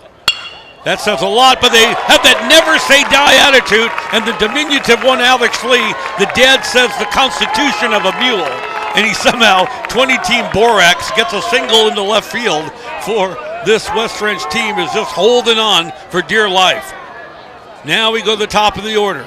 Jason Dries, one of the great careers in West Ranch history. His 86 hits, his 5th all-time. He needed one more triple to tie his good buddy Jagger Risconi, who's gone on to the Red Sox organization. He did tie Alan Sarkeesian for 7th place with his 1 RBI in this game, and now he will not give up. He gets a single to center. Hit number 87 in his career. They are not done. The self-proclaimed team of destiny by, again, one Casey Burrell, and he says, what a great run. No team in West Ranch history has ever won 17 of 18, and they don't want that 8-game winning streak to end. They put 2 on still. They need 1 more on, and then the hitter at the plate would represent the tying run. First Sammy Gray, and then Blake Baumgartner. Gray not known for the home run stroke, but he can get on. It's Baumgartner, Sperlin, and not Greg, but the next 2, Blake and Cade, who can park it out of here if need be. Stranger things have happened. As we said, go back in the liveplaysports.tv archives, and you'll say, this team, really, something's going on with West Ranch. Somebody put something in their coffee. This time it's going to be a base hit to left. Lee is going to be held up at 3rd base, and there you got it right there. Can you believe it? Here comes the, again, potential tying run to the plate in Blake Baumgartner. And he sent one a long way into left field, into that left field open area. It was a blast at Wildcat Field against Modern Day. Home run number 3 on the year, and now they need to have a conference. Let's see if they're going to pull the plug right now on Philos. This time, though, an assistant coach is going out there. Bryn Wade is not. Bryn Wade, an interesting guy. Very interesting. When they were playing small ball and beating, again, Orange Lutheran a couple nights ago, he was running the game, and he had a cup of Starbucks in his hand. Completely relaxed. Like, we're going to take this game, and I believe in my guys, and I got a cup of Joe in my hand to go along with. He's going and changing pitchers, going out to the mound with the cup of Joe. I don't think you can do that, but he did it anyway. CIF rules are so encompassing.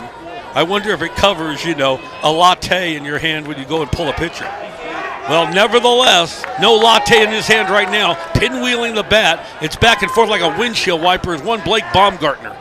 And the senior gets a last chance out of it. Bases loaded with 1 out. They leave Philos in there. The big swing from Blake. He can't come up with a big one, and it's going to be strike 1. Baumgartner on the year, 361, 7 doubles, 3 homers.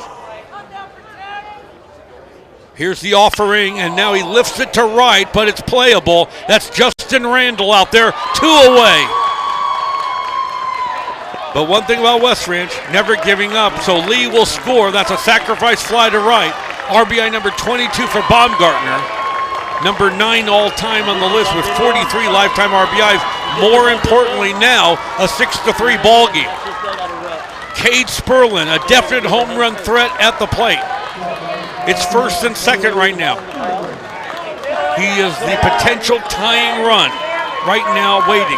His brother Jake, an outstanding catcher also for West Ranch back a few years back. Jake went on to College of the Canyons. Jake always thought he was a better hitter and Cade the better defensive specialist. Cade has thrown out 3 runners in this ball game, and now he sends it to center. It may fall going back, though. He makes the one-handed catch. This game is over. The second baseman had a beat on it, Keel Palm, and it was a great effort by Cade Sperlin, but they come up a little short. It's too hard to overcome a 4-run top of the 9th inning. They get 1, however, and your final score from Murrieta Mesa to go on to the championship. They win this one over West Ranch, 6-3. Carry on, Stalinovich, Pylos. Cunningham, Johnston, Gray, Judge, and Pilato for the Cats. Losing pitcher, I believe they got to give it to Judge, who's the loser. Winner, either Palmer or Philos. In a ball game that almost went 3 hours here. They expected to start the latter game, Jace Sarah and Harvard Westlake, round 7. Final time of this ball game, 2 hours, 52 minutes, in an extra inning affair. West Ranch comes back valiantly with 2 in the bottom of the 7th to push it into extra innings, but then 4 runs, top of the 9th, too much for the Cats to overcome, and they end up losing this one 6-3. West Ranch falls on the season to, again, a team record, 24 wins, but now 9 losses. Murrieta Mesa Rams improved to 26-7, and they're going to play the winner of the J. Sarah Harvard Westlake game coming up a little bit later here on LivePlaySports.tv. A special thank you to the Dries family, the Lee family, and the Sperlin family for making this broadcast possible. And I'm so grateful for Casey Burrell and the great parents that allowed me to broadcast here in the season. And Darren and the outstanding staff here, first class. I mean, they're putting together something special, as you could see by this broadcast. I just hope I didn't mess it up for them, because some of the images they've come up with, like the one right now of Murrieta Mesa, is just timeless. So great work, guys, on this broadcast. Murrieta Mesa, an upstart team, only around now as a school for 7 years, is going to the championship in San Bernardino next week, taking on either J. Sarah and Harvard Westlake. Just a reminder, a little bit later on, Live Play Sports will have that ball game in about an hour, so you'll want to tune in for that. This broadcast brought to you again by our friends at Pro Glider. Over and over again, Pro Glider, making it happen, and we appreciate them. And don't forget, if you want copies of Blu-ray and DVDs of today's game, it can be purchased at LivePlaySports.tv. Also, if you're interested in having your next season covered by Live Play, you should reach out to Darren Thomas, our owner and the great leader of Live Play Sports. It's Darren Thomas at Live Play Sports to find out how every home and away game can be covered. He stepped in for West Ranch and has made it a very special time. I believe when you have a broadcast, the players play better. It's just a natural inclination. So again, thank you, Darren. 6-3, the victory tonight for, again, this Murrieta Mesa team. And until later, until next time, Ronnie Wald from Long Beach. So long for now.